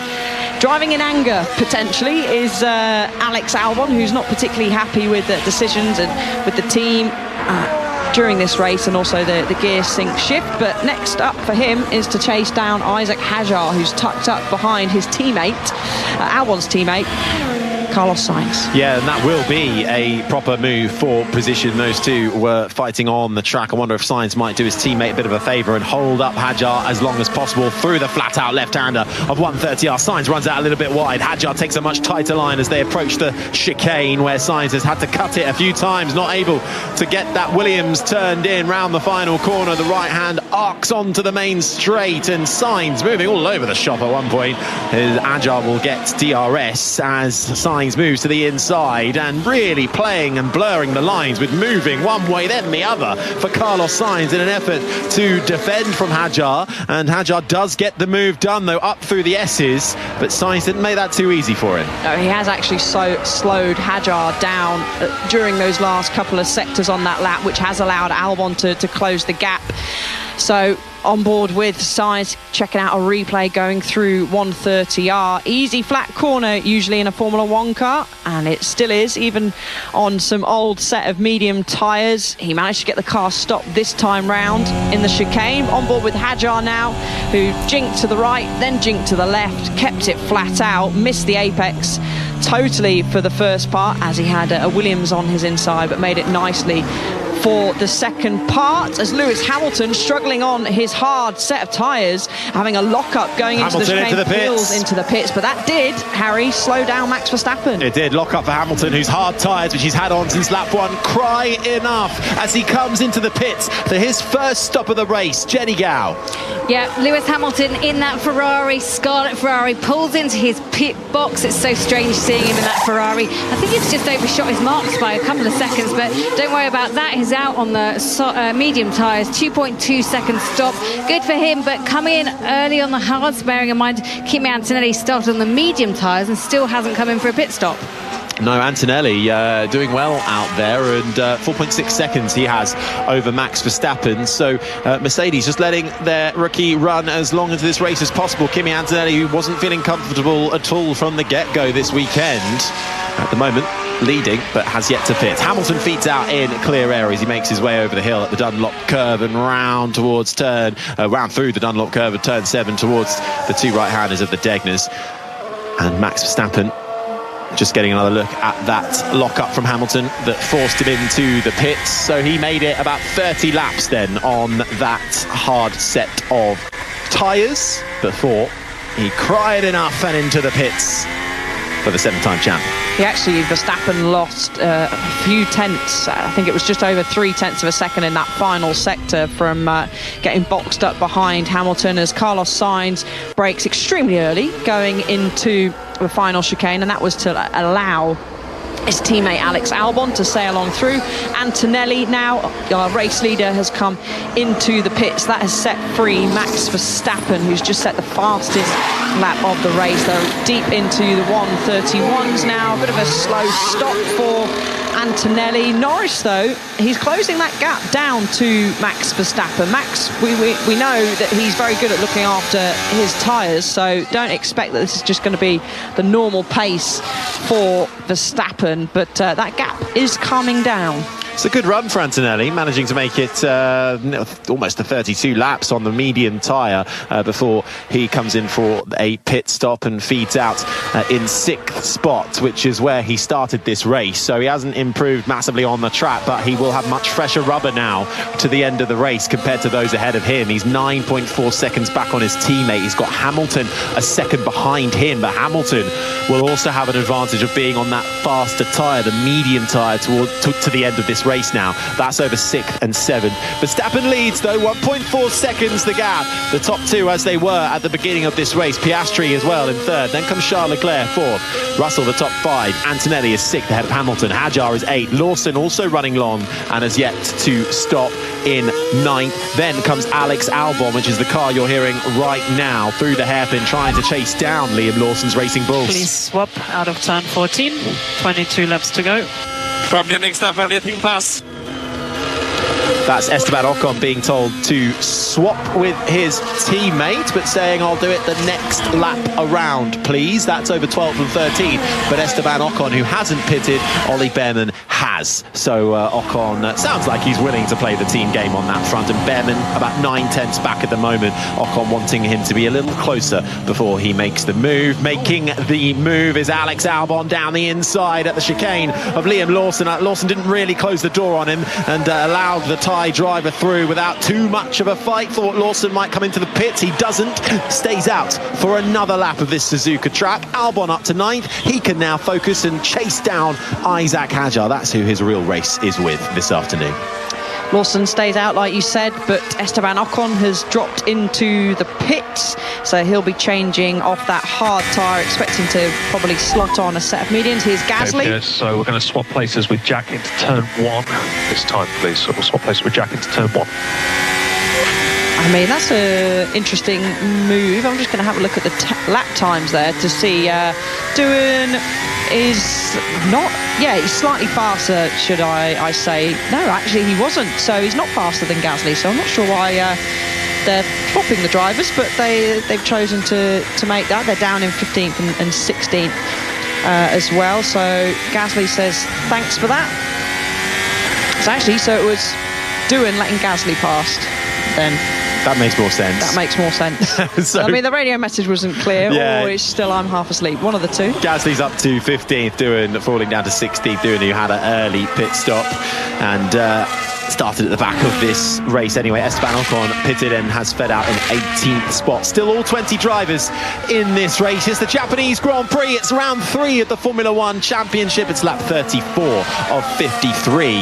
Max Verstappen leads, having started on pole position, keeping that away from Lando Norris, who is still keeping the pressure up. 1.4 seconds behind is the McLaren driver. Then comes Oscar Piastri in 3rd. Charles Leclerc is 4th. George Russell is 5th. Kimi Antonelli is 6th ahead of Lewis Hamilton. Isaac Hadjar is 8th. Alex Albon is 9th. Ollie Behrman is 10th as Lawson and Sainz come into the pit, so that promotes Alonso up to 11th. Tsunoda is 12th. Gasly 13th. Doohan is 14th. Then comes Hülkenberg in 15th. We should expect to see Lawson, Sainz, then Ocon in 18th. Bortoletto 19th and Lance Stroll 20th and last. This is just the first of the sporting action kicking off today's running on 5 Live. We've got full coverage of the Premier League coming up on 5 Live. Steve Crossman with all the build-up from 12. And after Arsenal dropped points yesterday, Liverpool look like they have one hand on the Premier League trophy as if they get victory today at Fulham. That is kicking off from 2 o'clock on 5 Live. And then we've also got the Manchester derby at Old Trafford between Man United and Man City. That'll be from 4:30 on 5 Live. But right now it is the Japanese Grand Prix, and still an intriguing race to play out after Max Verstappen and Lando Norris almost came to blows on the exit of the pit lane. It was Norris who faced the grass and drove straight into it with no room to his left-hand side. That was where Max Verstappen was. Norris wanting Verstappen to get a penalty for it. Verstappen saying, well, Norris drove himself onto the grass, and in the end the stewards siding with Max Verstappen on that one. No action there, so if Norris wants to make the move, he's going to have to do it on track. Top 3 drivers separated by just 2.9 seconds now, so pace looking strong from Piastri, who's closed that gap. That was over 2 seconds to his teammate. It's now 1.4 seconds, 1.5 seconds between Norris and Verstappen. Ollie Behrman tried to make a late move down at the chicane on Alex Albon, but that door was firmly shut in his face. So I expect these top 3 drivers will be just biding their time, managing the tyres. Lando Norris pulls slightly out of the dirty air from Max Verstappen just to allow his tyres to have some fresh air. Track temperature is dropping again. We're down into 19.5 now, so that's going to help with the degradation of these tyres, the thermal temperature of the tyres. So that will be easier for the drivers to manage. But Piastri has now we've closed the gap even more to his teammate Lando Norris. It's looking good so far for both McLarens, Jenny. Yeah, absolutely. If you look at the top, as things stand, if they were to finish like this, Lando Norris would lead the Drivers' Championship. Team Radio Verstappen. Max, just to confirm, the message wasn't clear already. We are happy for you to push from here. We are We are happy for you to push from here till the end for Max Verstappen. That's what he's told from Gianpiero Lambiase, his engineer on the pit wall. 1.5 seconds out in front is Verstappen, ahead of Lando Norris. But crucially, what is that doing for the Drivers' Championship, Jenny, if it were to end like this? Exactly, Harry. Verstappen would still be in second place. He'd be on 61 points, just 1 point behind Lando Norris. So Norris would lead the championship, but only by 1 point. That's what we like, isn't it? Still early days in this season, though, but the battle's well and truly brewing as this race is starting to come a little bit more alive. It was getting a little bit stale, wasn't it? Let's be honest, in that first part. But it's coming alive a little bit. Stay with us. It's lap 36 of 53. 1.5 seconds split our leaders. Piastri, the birthday boy, well, could he be gifted a victory on his 24th year of birth? Right now, he's got it all to do. Down in third, 1.2 seconds adrift of his teammate. Then comes Charles Leclerc in fourth. George Russell rounds out the top 5 ahead of Kimi Antonelli. Hamilton is 7th. Then it's Isaac Hadjar, who is 8th, ahead of Alex Albon. Ollie Behrman rounds out the top 10. Those are your point scorers. Fernando Alonso is in 11th. Yuki Tsunoda is in 12th, ahead of Gasly. Doohan, Hulkenberg rounds out the top 15. Then comes Liam Lawson, who was in a nice fight with Carlos Sainz, who's managed to just get round the outside of the Kiwi racer, but I think Sainz has been able to make that move stick. He has, going into turn 1, so Sainz up to 16th, Lawson 17th. They are both on the soft tyre till the end now, trying to make up some lap time. Ocon 18th, ahead of Bortoletto, and Lance Stroll, who's had a bit of a lonely race, started 20th and is still 20th, in some way off. I'd really like some info where I'm slow, mate. Turn 8, 9 and 13, 14. Okay, but how much? Yeah, tell you. Yeah, 1/10, 8 and 9. So some info for Lewis Hamilton on where he will be losing to potentially his teammate. But I was just having a look at the McLarens, who look like they're pushing now, Harry. They were getting a bit out of shape on the exit of turn 9. Oscar closed the gap even more. He's actually, if he keeps going at this pace throughout this lap, he could be within DRS going on to the main straight. He's attempting, Oscar, to become the 3rd driver in history to win a World Championship Grand Prix on his birthday. I don't know who the others are. I was going to say, come on, you can't say that and not know who the other two are. Usually you know everything, so... No, I don't know that one. Jenny? No. I'll hold my hands up to that one. Producer Joe? Nobody? God, you can't. You've dug yourself a hole there. Before we came on air, BBC F1. Can I think of what it is? Not off the top of my head. I'll check. Give me 2 seconds. God, Alice Powell. Shocking. Lap 38 of 53, and Lando Norris is on the radio saying his tyres are fine. Who are the other two, Jenny, who won on their birthday? James Hunt, Netherlands 1976, and Jean Lacey, Canada 1995. I don't have what their birthday celebrations were, how old they were. Older I don't than have 24, that. I can imagine. Yes. Well, there Combined, you have it. possibly. There you have it. Although it's looking a little tricky for Piastri today. Having said that, he has just closed in slightly on his teammate, Lando Norris. The gap between those two, 1.1 seconds, and ebbing and flowing by a couple of tenths per lap. So Piastri is just starting to turn up the wick a bit, but Lando Norris is told his tyres are absolutely fine as well. So are the McLarens able to push at max capacity? Could they work together in these closing stages to try and find a way through on Max Verstappen? The weather is stable. Air temperature 14.5 degrees, track temperature just above 19 degrees. We've had rain overnight and in the early hours of this morning. That has dried, but some moisture still in the air with the overcast skies above this Suzuka track, all 5.8 kilometres of it, 18 turns, 10 to the right and 8 to the left in what is the only figure of 8 circuit on the calendar. Circuit where the drivers loop back on themselves and cross over as there's a little almost a bridge formed in the exit of the Degner, a second Degner, as you come back on yourself through 130R. Verstappen 1.1 clear, Norris, Piastri 3rd, Leclerc is 4th ahead of George Russell 5th, then it's Antonelli in 6th. The top 6 as they started this Grand Prix. Hamilton up to 7th ahead of Hadjar, Albon and Behrman round out the points. Tsunoda is 11th, here is Leclerc. We suggest engine braking +1. Yes, you've already done. I don't do it for a reason. That was Leclerc on the radio. It's Alonso in 11th, not Tsunoda. Tsunoda's just behind him.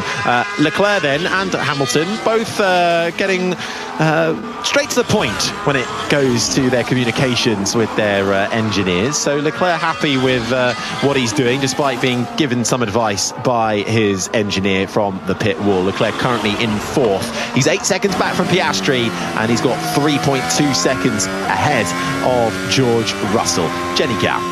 Do you think, listening to the team radios, that there's been quite a lot of angry messages on this race specifically? Do you think that's frustration of not being able to overtake, not being able to make a move, not just being sat in that car almost trapped? Do you think that's what's spilling out on air?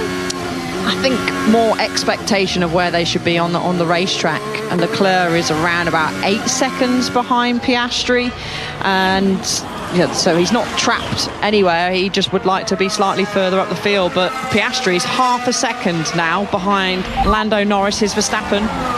Just tracking potentially incorrect adjust at the stop. Well, not incorrect adjust, but an issue with the flap. So where that sounds like they made an adjustment to the front wing flap, which you'll often see the mechanics do if a driver feels they need a little bit more front or less front. And it sounds like they might have gone the wrong way with that on Verstappen, so he'll have to adjust his driving style accordingly. But he's struggling for pace by the looks of it, Harry, and Piastri's just set the fastest first sector of anybody in this race. Piastri is closing in on his teammate Lando Norris. He's now within DRS range, while Norris hasn't really been able to make inroads on Max Verstappen. That gap around 1.4, 1.5 seconds for the last few laps. It's Piastri now who is making the moves and turning up the wick and closing in on Lando Norris. The two papaya cars flash past towards the flat-out left-hander of 130R, one of the most iconic corners on the calendar, one of the fastest on the calendar. You whip through there before you then hit the brakes into the final chicane. To the right, clout the curb, to the left, nice and smooth on the throttle as you engage through the right-hander that leads you back onto the start-finish straight, a couple of 100 metres down from the pole position marker towards turn 1. You don't lift there, but the DRS closes manually with the button, arcing your way through the double right-hander out of turn 2. Piastri closing in to within 0.6 of a second. Now, up the hill, through the S's, to the left, then the right, then the left again. Your steering wheel never moving and never standing still for too long. Then arcing their way up through the Dunlop curve, over the hill as they approach the double right-handers of Degner 1 and Degner 2. Piastri closing and closing, but still not quite finding a way through. Verstappen and Norris have both responded to Piastri crawling his way to the back of this fighting pack. Both personal best for Verstappen and Norris. Norris fastest of anybody in the first sector, but nearly matched by his teammate Oscar Piastri. So crunch time now, 12 laps of this race remaining. They'll be pushing. They'll know that they have the pace, McLaren, but the pace is unexpected from the Red Bull of Max Verstappen, who we didn't expect to still be in the lead at this point. We knew it was hard to overtake here. But Oscar looks more threatening of the two McLarens. I wonder if he's going to come over on the radio at some point. Okay, well, if Norris can't get any closer, you need to let me have a go. So we'll keep an eye on that one as they filter through the final chicane across the line now. And they've all set nearly an identical lap time of a 1:31.5.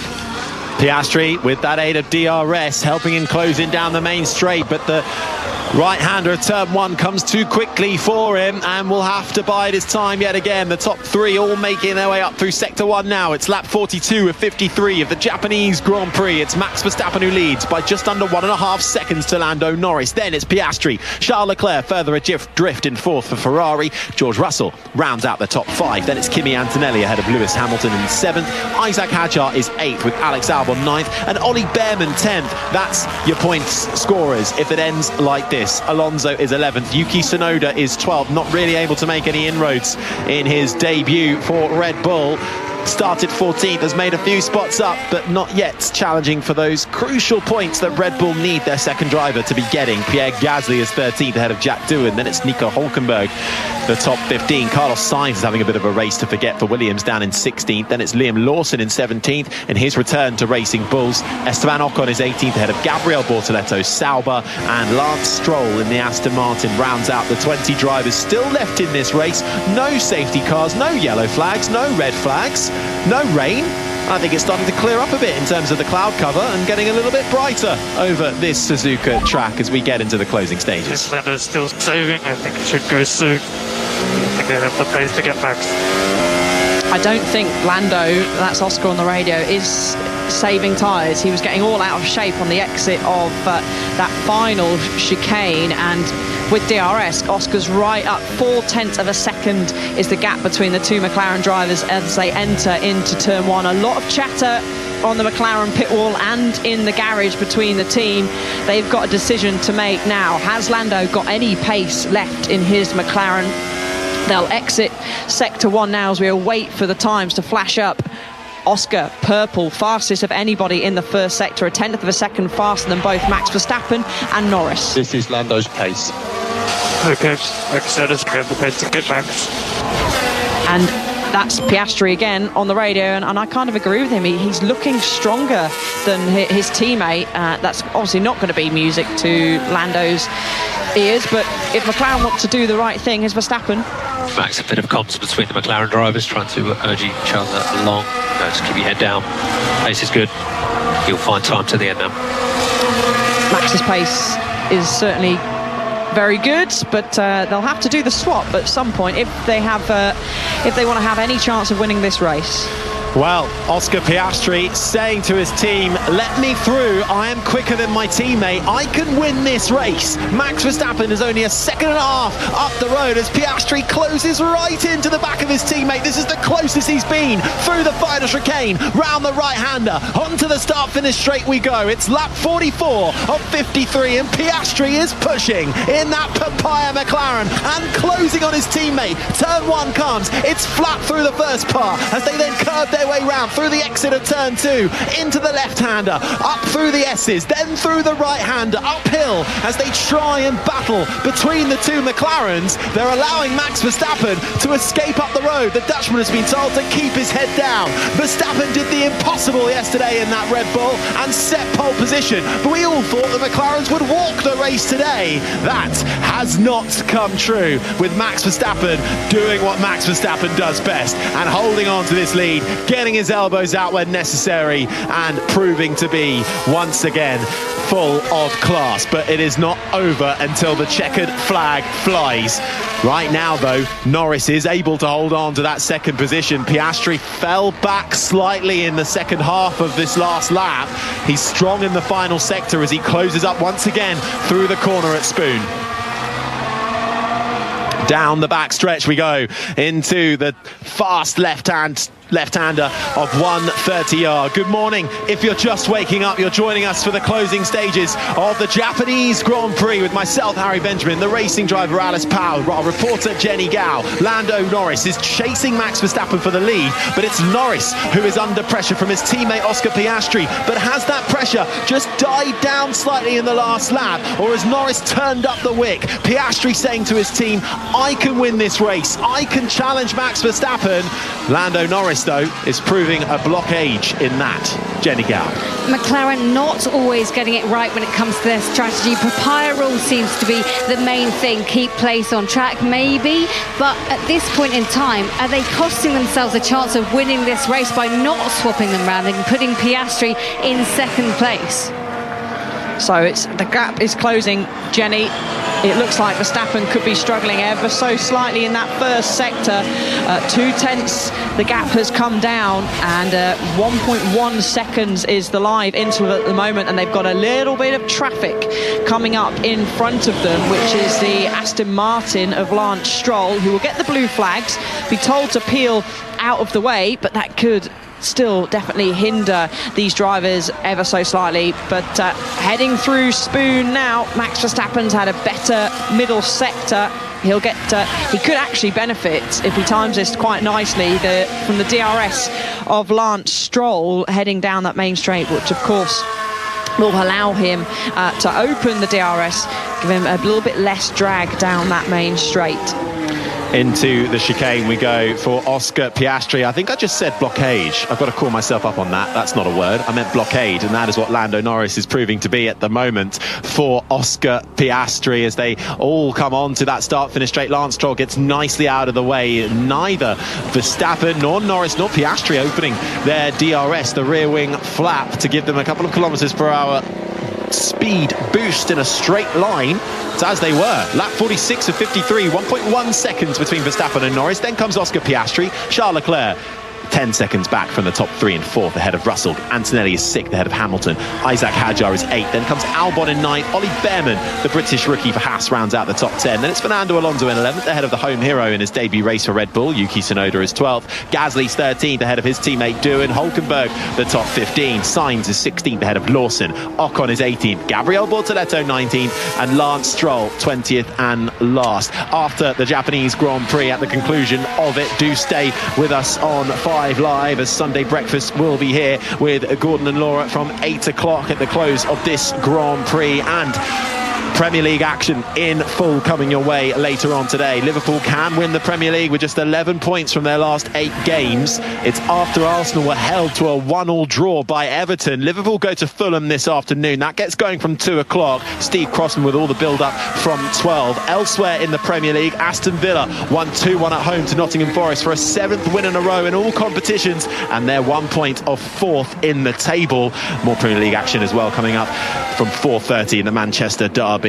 Man City heading to Old Trafford to face Man United. Lots coming your way, and still lots to unfold in this Japanese Grand Prix. Lap 47 ticks by. It's Verstappen who still holds on from Norris. Piastri on that last lap, closing in again, Alice Powell.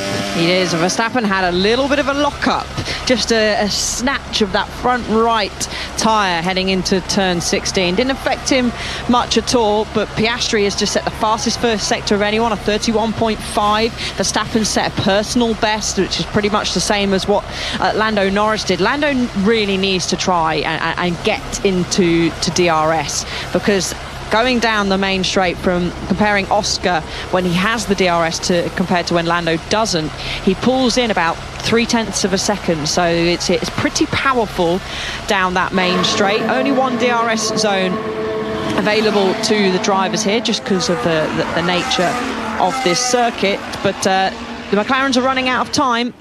But a battles otherwhere on the circuit that are taking place. I can't really see any, to be honest. Russell's closing the gap down on Leclerc. Antonelli has snatched fastest lap.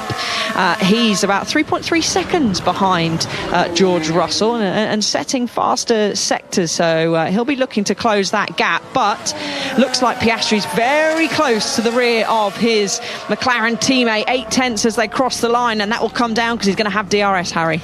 Here we go once again, lap 48 of 53, slinging it into turn 1, the double right-hander that feeds you out through turn 2. Verstappen has just over a second over his rival Lando Norris. Oscar Piastri, the second of the McLaren, still right underneath the rear wing of his teammate, but no sign of making his way through. That start-finish straight and the DRS power just isn't enough, or Piastri isn't getting the drive he needs to get close enough off that final corner, as sparks fly from the underside of Lando Norris's papaya McLaren as he puts that car into the double right-handers of Degner 1, then a short straight into almost a 90-degree right-hander of Degner 2, out of there on the throttle, heading towards the hairpin and into the second sector of this track.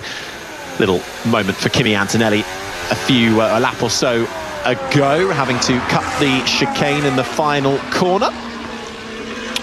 Through spoon. Little bit twitchy on exit for Lando Norris. Is that going to allow Piastri? And you're the fastest man on track. I'm giving everything, mate. Good lad. That's Bono, Pete Bonington, at Mercedes, talking to Kimi Antonelli, who's in 6th. Fastest lap for Antonelli at the moment, giving it absolutely everything for Mercedes. They are 5th and 6th, with Russell just ahead of Antonelli by a few seconds. Bit of decent recovery from Antonelli, having had a tough start to this weekend. Lap 49 of 53 then. Piastri once again right underneath the rear wing of Lando Norris. With the aid of DRS, is as close as he's ever been, but the turn 1 corner comes too soon for Piastri, and once again he has to settle behind his teammate Lando Norris. And I do just wonder, Alice, what are McLaren thinking here? Could they, should they switch them?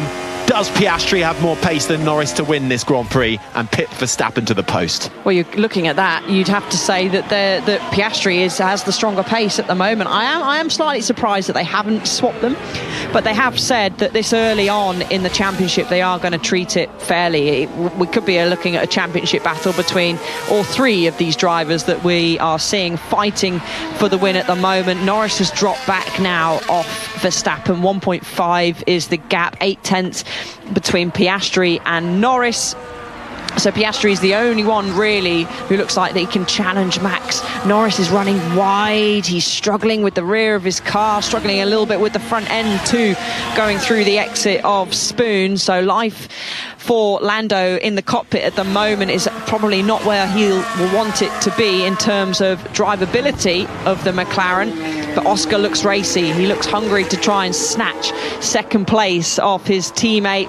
He's not quite close enough, I don't think, as they exit the final chicane. 9/10 is the gap as they go across the line, where previous lap it was half a second. So I can't imagine Oscar's going to do any challenge into turn 1, which he doesn't. Lap 50 of 53 of the Japanese Grand Prix. Just a few laps remaining then. Verstappen on his way to victory. Other 2 McLarens, though, tripping over each other. Are they preventing themselves from being able to get a race win under their belt in Japan once more? Piastri took the win last time out in China. Lando Norris, the race before that in Australia. It's been a sublime start for the reigning Constructors' champions, but could we be looking back at this race, if it ends like this towards the end of the season, if we are going to get a driver's title hotly contested that takes us all the way to the flag in Abu Dhabi?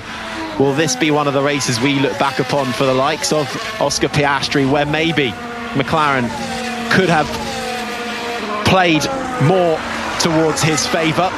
Or are they doing the right thing and letting them race it out? Norris doesn't seem like he's got the pace to challenge Verstappen. Piastri looked like he was all over the back of his teammate Norris, but has now fallen back slightly. Of course, the closer you get to the car in front, the more you are just chewing and eating up your tyres.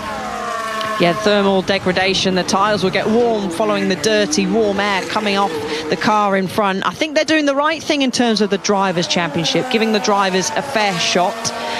But for the teams, the Constructors' Championship, not so much, because it did look like Piastri possibly had the pace to close the gap and challenge Max Verstappen. The drivers will want to win the drivers and the constructors, but the constructors is the most important thing to the team. So we'll continue to see if they are going to try, but it's getting probably a bit too late now to think of any swap with 2 laps of the race remaining. Norris has closed the gap by a couple of tenths to Max Verstappen, but I think Max is just biding his time. There's no need for him to go all out and push, as Jack Doohan was swarming, catching a replay, looking back down the main straight. He heads into turn 1, swoops around the outside of Carlos Sainz, or actually that was Carlos Sainz then a lap later, going back past the Alpine. So a nice little battle further back down the field, albeit for 14th and 15th place. Not what Sainz would have been wanting to sign up for, having departed Ferrari last year to make way for Lewis Hamilton. It's lap 51 and 53. Verstappen leads by 1.3 seconds to Lando Norris. Now Piastri's fallen back by 1.2 seconds in 3rd. Leclerc 4th, Russell 5th. Antonelli is the top 6 as they started this Grand Prix. Hamilton is 7th ahead of Hadjar. Albon and Behrman round out the points. Then it's 11th for Alonso ahead of Tsunoda. Gasly is 13th. Sainz and Doohan the top 15. Hulkenberg, Lawson, Ocon is 18th with Bortoletto and Stroll rounding out the 20 drivers still in this race. Jenny Gap. I just don't think McLaren are handling this very well. Piastri said 10 laps ago that he wanted to try and have a go at racing Verstappen. They could swap them back towards the end, but give him a go at least. I think that's what I would do if I was their team manager. I'm not, clearly, and there are far more educated people out there than me, but I just think they're not playing it right. No, I mean, from the constructors it's not, but from the Drivers' Championship it is. They're giving them the fair crack of who can potentially win the Drivers' Championship, but it could come down to the end of the season and they'll think, maybe we should have let Piastri through. But slightly further down the field, Jenny, is Antonelli has clawed his way to the back of George Russell, 1.5 seconds in the gap, so he's cut that down by over 2 seconds in the past few laps. So another fastest lap for Antonelli. Max Verstappen, he's still got pace out there. He's just set the fastest first sector out of anybody, so that just shows that Max was just teasing the McLarens, allowing them to claw to the back of him as he's stretching his legs now. Gap 1.6 seconds from Norris, and Piastri has dropped slightly from the back of his teammate in third place. That's the voice of racing driver Alice Powell, alongside myself, Harry Benjamin. Also is the pit reporter Jenny Gow. It's lap 52 of 53 as we are right towards the closing stages of this race. 5 Live Sunday breakfast with Gordon and Laura will follow us at 8 o'clock, but we will have a full analysis of this Grand Prix until that point. Premier League action coming your way. Fulham against Liverpool. Liverpool getting one hand on that Premier League trophy at Fulham today if they can win it. That's kick-off at 2 o'clock. Manchester Derby as well. The battle of Manchester United against City at Old Trafford from 4:30. Steve Crossman's got all the build-up to that from midday on 5 Live. But this now, the final lap of the Japanese Grand Prix, the third round of the Formula One calendar, the beginning of a really intense period for Formula One. The start of a triple header. We'll head to Bahrain next week, followed by Saudi Arabia the week after that. But right now, having defied the odds in qualifying for Max Verstappen, coming out of nowhere in a car that he has described as very, very tricky to drive, very sensitive, with a really narrow window to make that car sing. Of course, Max Verstappen went and set pole position, and of course he has been leading almost every single lap of this Grand Prix. He has kept the McLarens at bay as they have tried to fight between each other, between Norris and Piastri, who has been the faster. Will they be looking back on this race and thinking, could they have done something different? Norris and Verstappen almost coming to blows on the exit of the pit lane after their one and only stop. It has been absolutely superior for the reigning champion, who now just has one more corner to go. And once again, when the chips are down, Verstappen steps up to the plate as he wins the Japanese Grand Prix ahead of Lando Norris, and McLaren make it second and third, with Piastri rounding out the podium. Celebrations down at Red Bull for a superb drive from Max Verstappen. There is still racing to be done though, for no points up for grabs though, but it's right at the back of the field between the Saubers and the Alpines in this mid-pack. Pierre Gasly currently in 13th, then it's Carlos Sainz 14th. That's what's happening in a big train right at the end of the field. Leclerc takes 4th at the flag ahead of George Russell. Kimi Antonelli rounds out the top 6. The top 6 as they started this Grand Prix. Lewis Hamilton in 7th. The strategy did not come together for him today. Isaac Hadjar, another good, a point scoring for Isaac Hadjar, who gets 8th place, his first points of the season for the rookie driver. Then comes Alex Albon in 9th, with Oliver Behrman rounding out the top 10. Back-to-back point scores for the rookie driver. Alonso comes home 11th. Tsunoda in his first race for Red Bull, while his teammate takes the win. Tsunoda comes home 12th. That is still the best result so far for that second car at Red Bull. Gasly gets 13th ahead of a trail of cars. Sainz 14th, Doohan 15th, Hulkenberg 16th, Liam Lawson on his return to Racing Bulls can only manage 17th, Esteban Ocon 18th ahead of Gabriel Bortoleto and Lance Stroll 20th and last. All 20 drivers finishing that race in an unaffected race that saw this man win. Perfection. Just perfection, Max. Fantastic. Wow. Thank you, guys. Wow. Oh, mate, what an unbelievable weekend. What a great turnaround after the difficult start. You see, we never give up. We keep pushing together. Well done, everyone. Max, that was one of your finest weekends. That was a truly inspirational performance. So, as you say, never, ever give up. All to play for. Well done, mate. Exactly that. We keep pushing. Yeah, unbelievable. What a great weekend for us.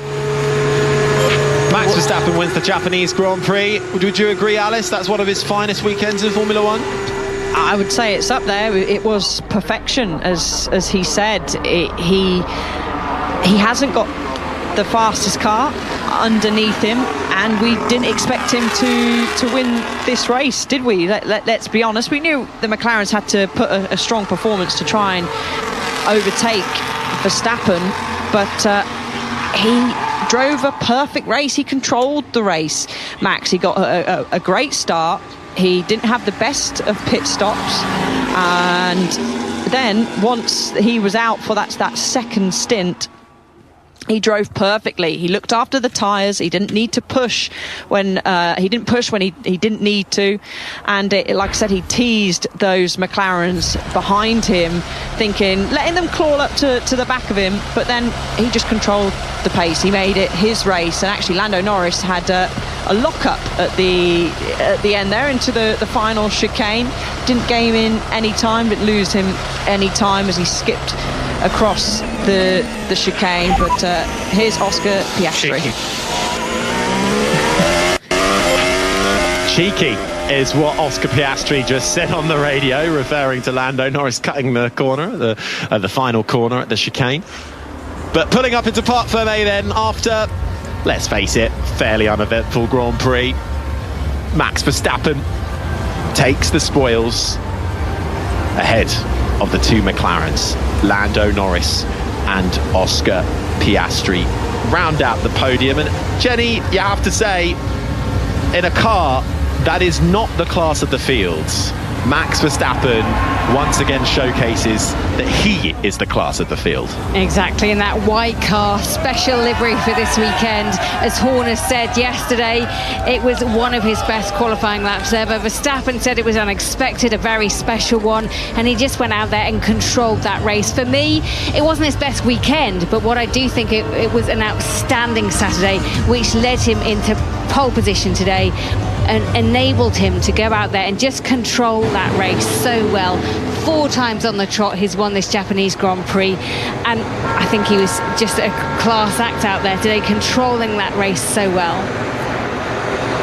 Kimi Antonelli hops out of his Mercedes. Good run actually for the Italian, who looked nowhere at the end of Friday's running, finishing behind his teammate by 1.3 seconds, down in 6th. Good points haulage for the Mercedes drivers. It's Verstappen, Norris, Piastri. Leclerc finished 4th ahead of Russell. Then comes Antonelli, Hamilton, Hadjar, Albon and Behrman. They are your point scorers.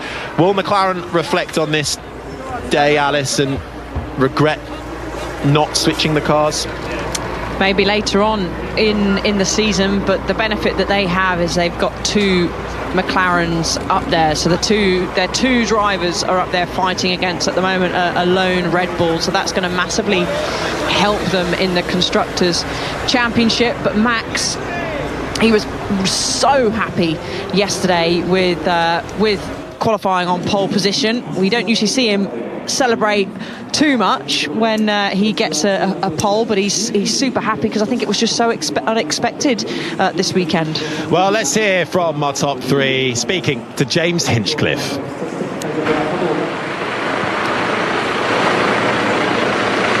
And we're going to start with 3rd place finisher Oscar Piastri, 12th career podium here in Suzuka. Started 3rd, finished 3rd. Was it a little bit of a function of your fate was sort of sealed yesterday in qualifying? Yes, correct. I think the pace today was really, really good, and was very happy with that.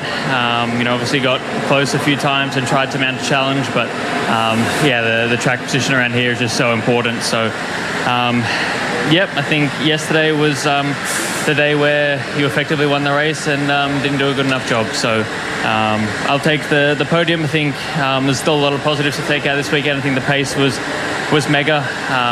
Next time I just need to make sure I'm in a better position to use it. Now, you were the first of the top 3 to pit. Was that more of a defensive move against George Russell, or were you trying to force Red Bull's hand and get Max in early? Great question. I think for me it was more trying to just cover the guys behind. I was starting to struggle a little bit on the medium, and was in the window to take a pit stop anyway. So that was kind of the thinking there. And I'll speak to the team about what their plan was with it, but I think it was a good strategy, and we're kind of a bit in no man's land. And you mentioned you tried to mount an attack on Lando there. We heard some of the radio communication about trying to swap you guys. You thought you had the pace to catch Max. We heard your side of that conversation. What was the retort from the team, and how much debate was there on whether to swap you two? There wasn't much, to be honest. I think, for me, I felt like I had really strong pace, and felt like if I had the track position, I could go and get Max. That's what happens when you qualify behind, unfortunately. So, I at least asked the question, and I think that was a fair response. So, I think it was a good race, and that's how we want to go race. Excellent. Well, congratulations on the podium. Thank you. That was Oscar Piastri, who finished third. P2 on the day, Lando Norris, front row start. You gave it everything you had. It looked like a tough battle out there, but just came up a little bit short. Yeah, I guess just lost out yesterday. Max drove a good race today, no mistakes, and the pace was too similar to today to do anything more. So long race, a lot of pushing. So it's a flat-out race from start to finish, so tough. But just not enough today. Nothing special that we had that we could get Max on. They were quick and no mistakes, like I said, so he deserved it. You guys got very close in the pit stop, though, the McLaren team giving you a great stop. You had that easy launch out, side by side, 2 wheels in the grass. How did you see that incident? It's racing, I think. He was still ahead. It kind of squeezes into one, and Max is the last guy I expect to give me any space, so in a good way and in a racing way, so nothing more than that. Lost a little bit of ground in the Drivers' Championship, but a nice haul for the Constructors. Overall positive weekend for you and the team? Yeah. No, I think it's still been a very good weekend. Obviously didn't get the positions that we wanted, and we were fighting for a win every weekend, but they deserved it. Both Red Bull and Max deserved it this weekend, and they're quick. They've been catching up. They've obviously made some improvements, and as a team, we didn't have enough this weekend, so we have to work harder for the next one. Well, hey, first and second every Grand Prix so far. Not a bad start. Congratulations.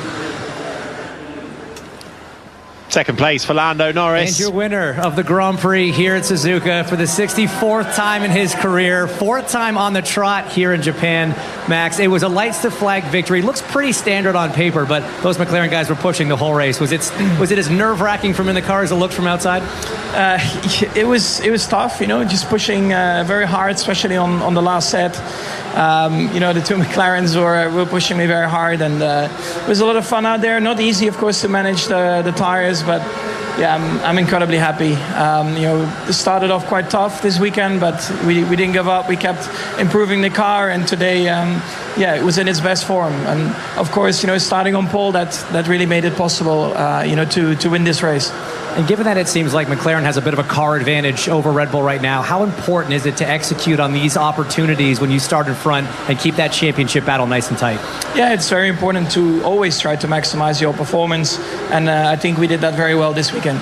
All right, Max, just finally, here in Japan, like you say, 4th win in a row. You obviously love this place. This place loves you. Honda's home track, your last race in Japan with Honda. Just talk about what this place means to you. It means a lot to me. It was in the back of my mind as well. In those last few laps, I was like, wow, I need to try and stay ahead. That would be a great story. Our final, kind of farewell race together with Honda here in Japan. And I'm incredibly proud what we have achieved, of course, over all those years together. And I think this is like a perfect send-off. Dream result. Congratulations on a great win. Perfect send-off to Honda for Red Bull and Max Verstappen in their final year together. And this is the sound of Verstappen crossing the line to take victory.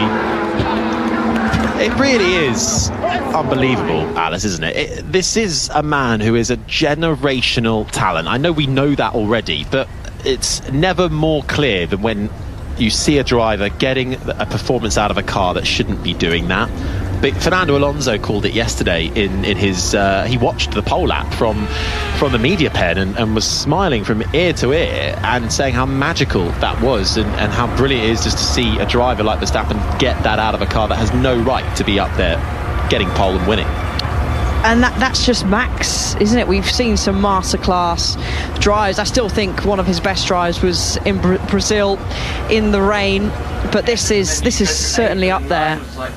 And he just did a stunning job with holding these McLarens off as Oscar is having a chat. Let's listen in to the drivers in the cool-down room. I had a good seat to watch the pit exit. Yeah, it was close. I was coming down the straight, I saw grass everywhere. I was like, oh. Nice. Something happened. Yeah. My start was alright though. I think there was a little bit of chat there about the pit exit scenario between Max Verstappen and Lando Norris. Although it does seem... Laps to the grid with those little wet patches. Yeah, the first lap through. You lost so much grip, yeah. As they sit there and watch replays from the start of the race. Oh, he's still there. Oh, that's... These are the sounds of the top three reacting to Fernando Alonso getting past Pierre Gasly. Was that you? You did on the last lap? Yeah. I tried to make him so late. Straight up. This is the pit lane exit they're about to see.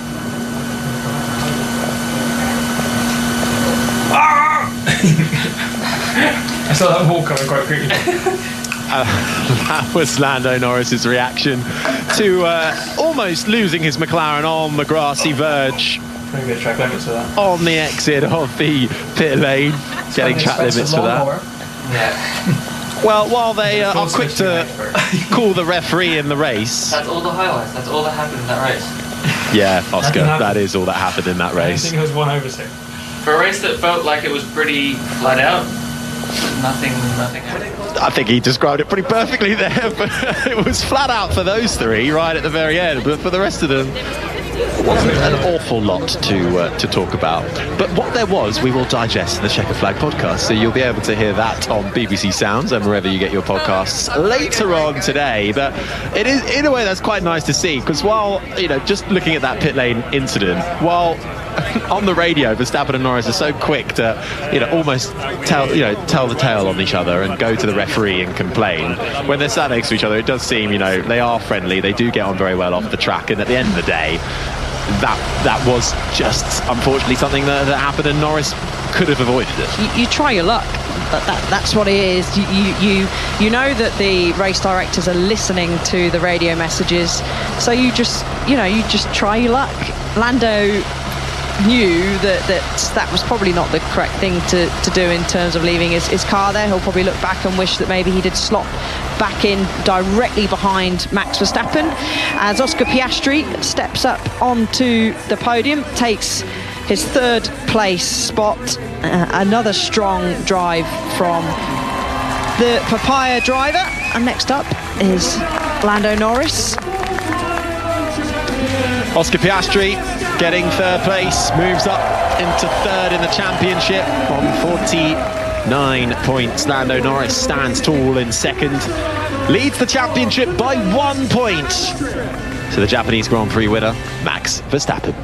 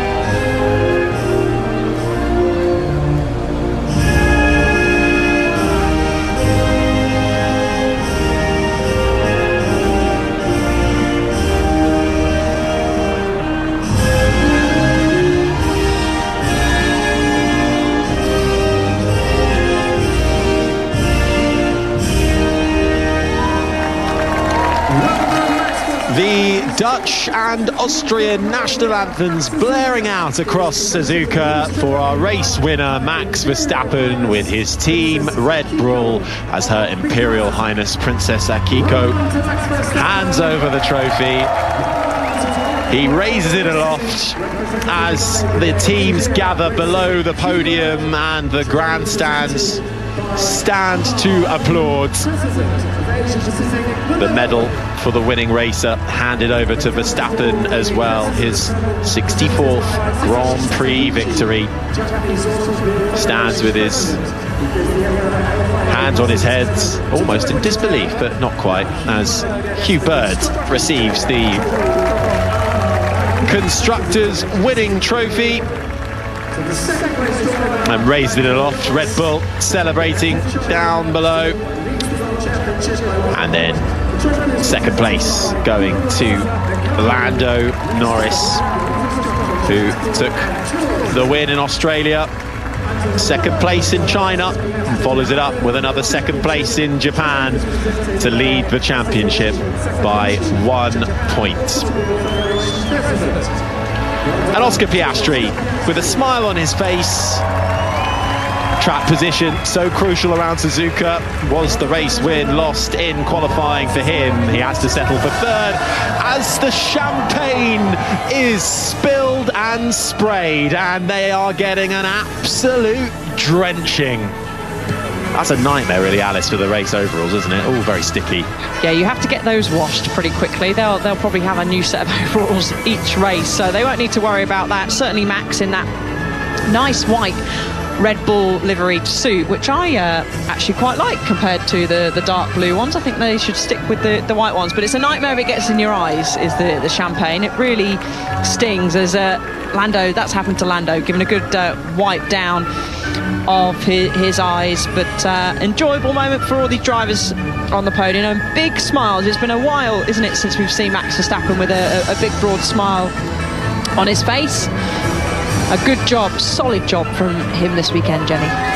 Absolutely. I was going to say, keeping it white, I absolutely love it. It's so much better and so much clearer to see. I very much enjoy it. They have a new set of race overalls each day, don't they?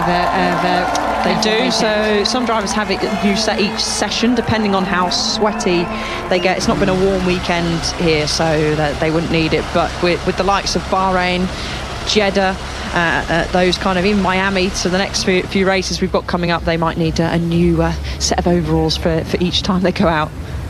Does rosewater sting as much as champagne? Because the next ones are going to Bahrain and Saudi.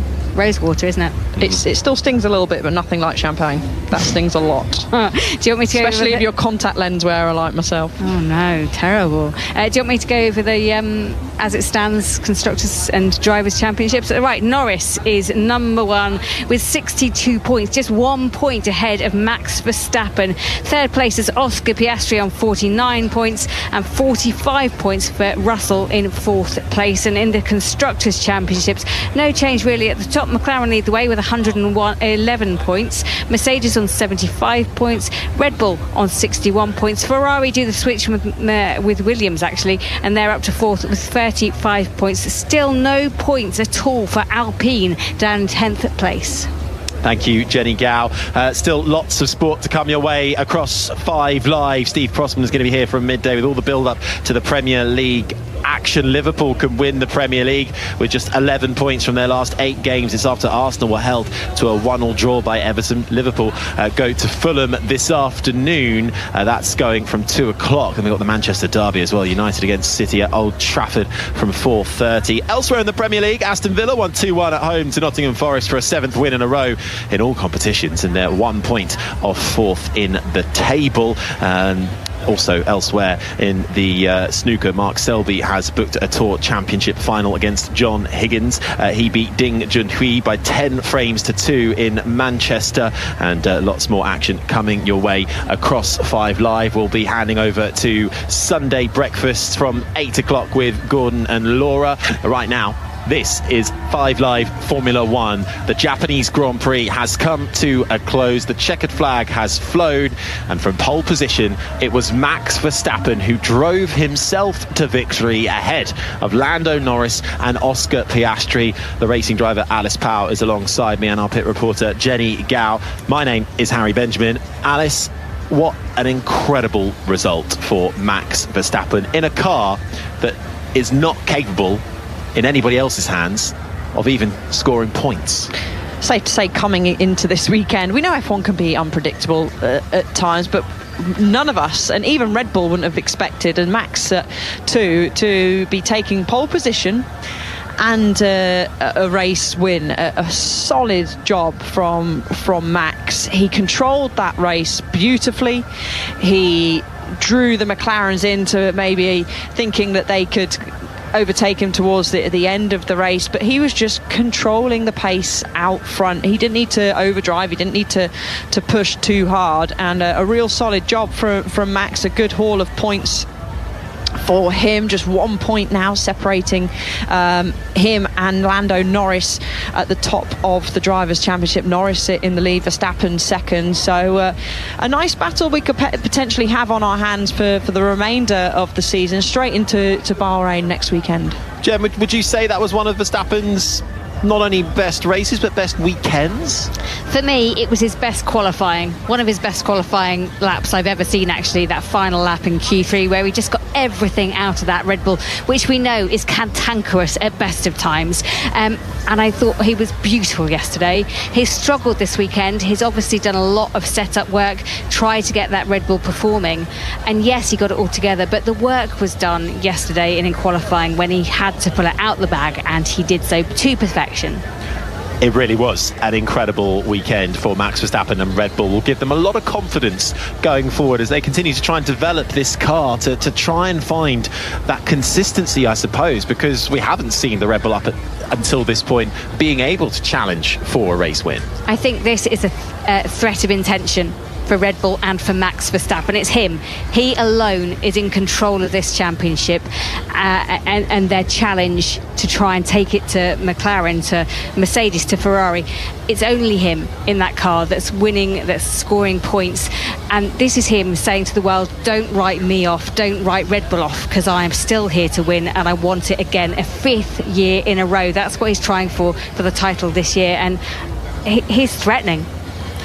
Max Verstappen absolutely elated then with that result, and I think across the team radio this weekend, I don't think we've heard him that enthusiastic for a fair while. What about, though, the two McLarens, Alice, chasing down Verstappen? They came into this weekend, we were all having them as the ones to beat, really, and they were absolutely up there between the both of them, Piastri and Norris, but in the end, both having to finish behind. Norris second, Piastri third. Did McLaren miss a trick here this afternoon in Suzuka? I would say Piastri looked the stronger of the pace in terms of missing a trick. Yes, I think Piastri did have the pace to close the gap and challenge Verstappen, but I know that McLaren want to be fair to their drivers. They know how important the Drivers' Championship is to the drivers. The Constructors is more important to the team. But I think they gave him a fair shot in terms of the drivers. Constructors, they might look back at the end of the season and go, well, actually, we did allow Piastri through. Maybe he could have got through from Verstappen. But at this moment in time, it's two McLarens against one Red Bull. And Red Bull are down in third place in the Constructors. So McLaren are fairly comfortable at the moment at the top of that. So in terms of Constructors, yes. In terms of maybe getting a stronger fight for us to watch for the win, yes, we certainly missed out. I think they missed a trick, absolutely. If I was at home listening to that, I would have been out of my seat saying, switch them over, please, because it would have made it a bit more fun. We know there wasn't much overtaking opportunity out there, but let Piastri through, let him have a go at Max Verstappen, see how hard you can push him. Can you force him into making a mistake, maybe, for Verstappen? Whatever it is, just unleash Piastri, let him go. If it doesn't work out, fine, switch them back. But I just think they missed a trick there. But it wasn't like they categorically said, at least not what we heard on the public display of the radio, it wasn't like they said hold position at any point. So they weren't purposely denying Piastri the opportunity. No, but there comes a point where, well, Piastri kind of made his bed in qualifying, and if he couldn't overtake on the track, then that's the scenario you have to deal with, and that's the name of the game. They wanted them to race, didn't they? Really, they left them to race. They allowed them to battle it out against each other. There were times where Oscar was very close going down into turn 1. There's only one DRS zone on this circuit just because of the nature of the track, and that is going down into turn 1 on the main straight. And he just wasn't close enough to make the pass. It's hard to overtake here. So yeah, Oscar sort of put it forward to them on the radio. We didn't hear what the response was. I think it was more like, yep, that's noted. But they opted eventually not to swap the 2 round. What about that incident at the exit of the pit lane between Lando Norris and Max Verstappen? Norris actually had the better pit stop. They both came in together. Norris had the better pit stop, the quicker one, and let out into the path of Verstappen. They're going side by side. Verstappen on the left, Norris on the right hand side. They get to the exit of the pit lane, where the exit actually sort of phases to the left, and if you carry on going straight, you end up in the grassy verge, and that's where Lando Norris found himself. Nearly lost the car in the wall. Very quick on the radio to go, Verstappen left me no room. In the end, the steward said no, that wasn't an issue. Verstappen did nothing wrong.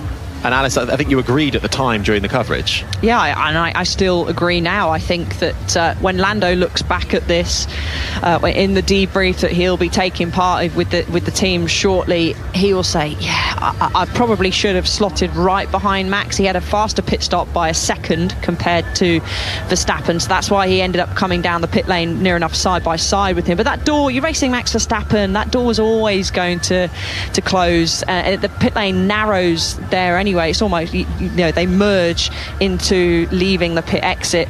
Verstappen just kept his wheel straight. He had every right to. Norris wasn't fully alongside, and I think maybe it could have been a different story of this race if Norris did slot in directly behind, because Norris lost about, I think it was 2 seconds more to Verstappen by going on the grass. But if he slotted in behind, he would have only been a couple of tenths behind heading down into turn 1. If you were listening at home, you possibly didn't hear this, but in the warm down room, the top 3 were watching that incident, and it was Max Verstappen who said, that's quite an expensive lawnmower. And I found that very funny. Those warm down rooms are quite an insight into what the driver... Is it cool down room? Sorry. I was thinking, was it warm down? Warm down. I suppose similar thing. Yeah. Cool down. Yeah. We'll go with it. Let's but yeah, do that. They are always quite fun to have a little listen in. Sometimes though, you can tell if there's been a bit of a strained Grand Prix where they're not really chatting, and I found it quite interesting that Piastri picked up on the race highlights going, I felt like there was a lot more going on than there actually was. We've said this already off air, but we always find it frustrating when we end up doing a race and it doesn't meet our expectations. And for you, the listeners at home, we want to deliver the best race ever, and you can't all the time, because that was not the best race ever. No, it's not one that's going to go down in the history books, is it? It may be for the pole position lap for Max Verstappen in qualifying on the Saturday, but it's always a driver favourite, this circuit, and it's a fan favourite too. The grandstand's packed long after the close of the race, and all of them across the weekend have been flying the Suzuka flags, which are a pale pink and white, to pay homage to the cherry blossom season. We have the cherry blossom trees located and dotted around this Suzuka circuit and across, of course, Japan, really signalling springtime in the country, and they are just so enthusiastic about Formula One in general, and once again that proves to be the case in Suzuka. Yeah, and poor old Yuki Tsunoda wanted the home race to deliver to his fans, to Red Bull. Finishing P12 just kind of sums up the race. It had potential but never quite met it. No, well, we will be analysing the entire Grand Prix on the Checkered Flag podcast, which will be out on BBC Sounds and wherever you get your podcasts a little later on today. But after a not so dramatic Grand Prix, Alice Powell, we are going to Bahrain straight away next week. This is the first race of the triple header done. We then head to Bahrain, followed by Saudi Arabia. What are your expectations for next weekend? I still expect McLaren to be really strong. It's different weather conditions there. It's going to be much warmer in Bahrain. It's going to be much warmer in Saudi Arabia. So that throws in another element. And we know that those two, well, particularly Bahrain, is quite tough on the tyres. So I expect McLaren's to be up there. Russell, he's had a strong race, as Antonelli, so the Mercedes will be looking to try and have rectified their problems from last year with the hot conditions to be a little bit closer up the sharp end than they would have liked compared to this weekend. But I just think the McLarens are strong. But Verstappen, like I said, we didn't expect him to be standing on the top step this weekend. No, Jenny, Bahrain, a track that pretty much every team and driver know quite well. Pre-season testing there, of course. Exactly. They know all the data. They know what they're doing there. Even the rookies know what they're doing there. And I'm a bit impressed by some of the rookies, actually. Some of them have failed to deliver, but Hadjar, I thought, was impressive today, and Antonelli also. Absolutely. Well, as I said, we will have full analysis of the Japanese Grand Prix and the Checkered Flag podcast on BBC Sounds and wherever you get your podcast later on today. Thank you, Jenny Gow. Thank you, Alice Powell. Thank you for your company. That's hopefully kick-started a good day of sport across 5 Live. Lots of Premier League action coming your way too. But in the meantime, we shall hand you over to Sunday breakfast and say good morning to Gordon and Laura. Good morning. Thank you very much, Harry, Alice, Jenny. Welcome to Sunday Breakfast on 5 Live with Gordon Smart and Laura McGee.